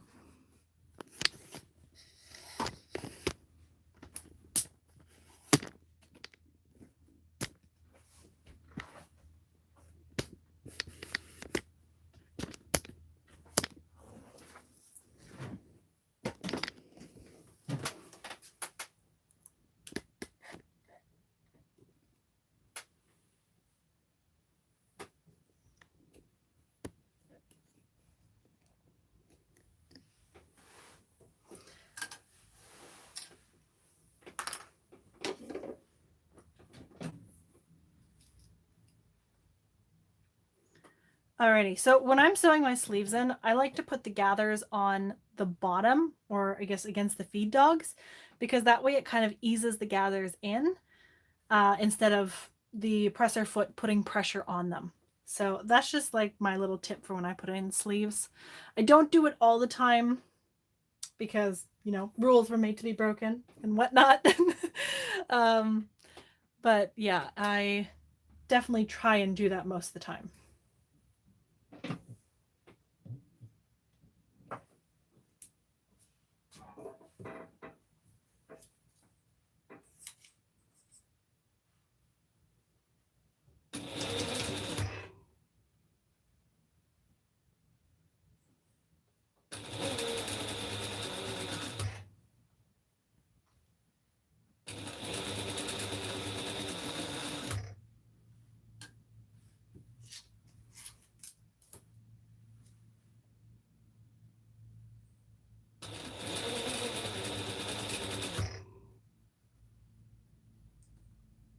Did any of you guys watch Bridgerton? And if so, what are your thoughts on it? And are you looking forward to season 2?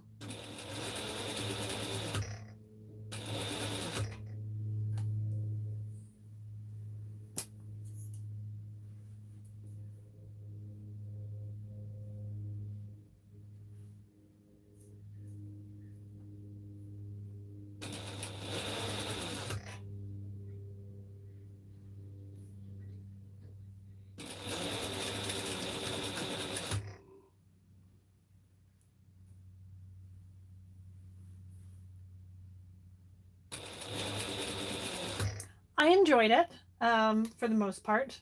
I did skip um, a certain episode.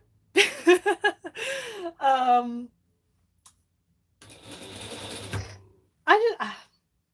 I don't enjoy watching other people have sex.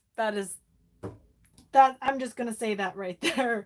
So you'll probably know which episode I skipped then, or at least skipped through. Yes, the spicy bits. um, yeah.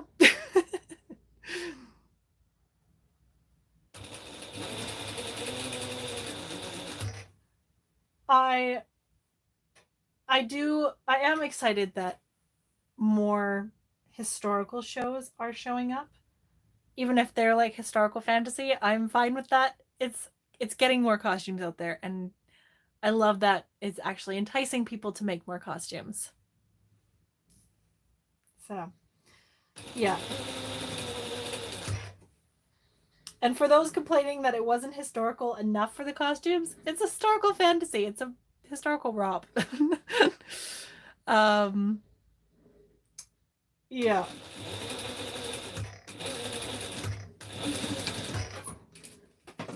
So as long as they aren't claiming that it is extremely historically accurate, I really don't care.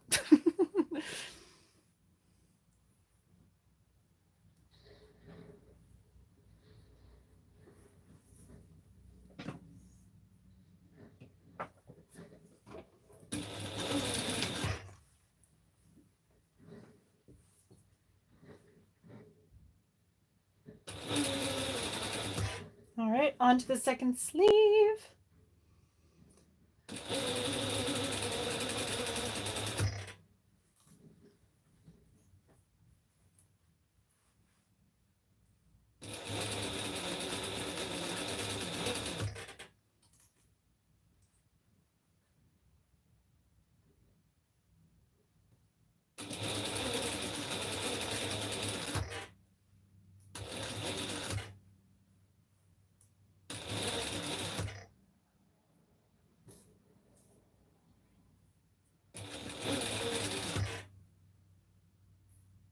Two p.m. now. Okay, almost done. And then we're signing off for a little bit so I can have a break and some lunch. So I think it'll roughly be an hour, maybe 45 minutes. Yeah. I'll let you guys know. Oh, I'm so excited for the Greek salad. I have extra feta in the fridge, so I may add that on top. I love feta. It's so good.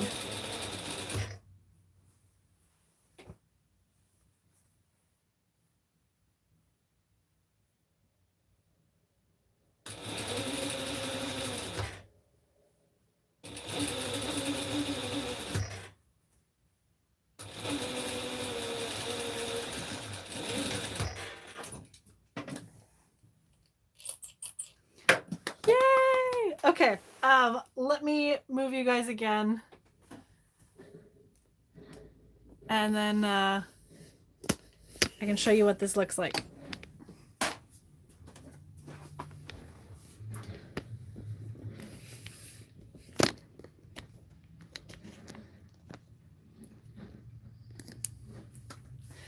Okay. I'm really excited.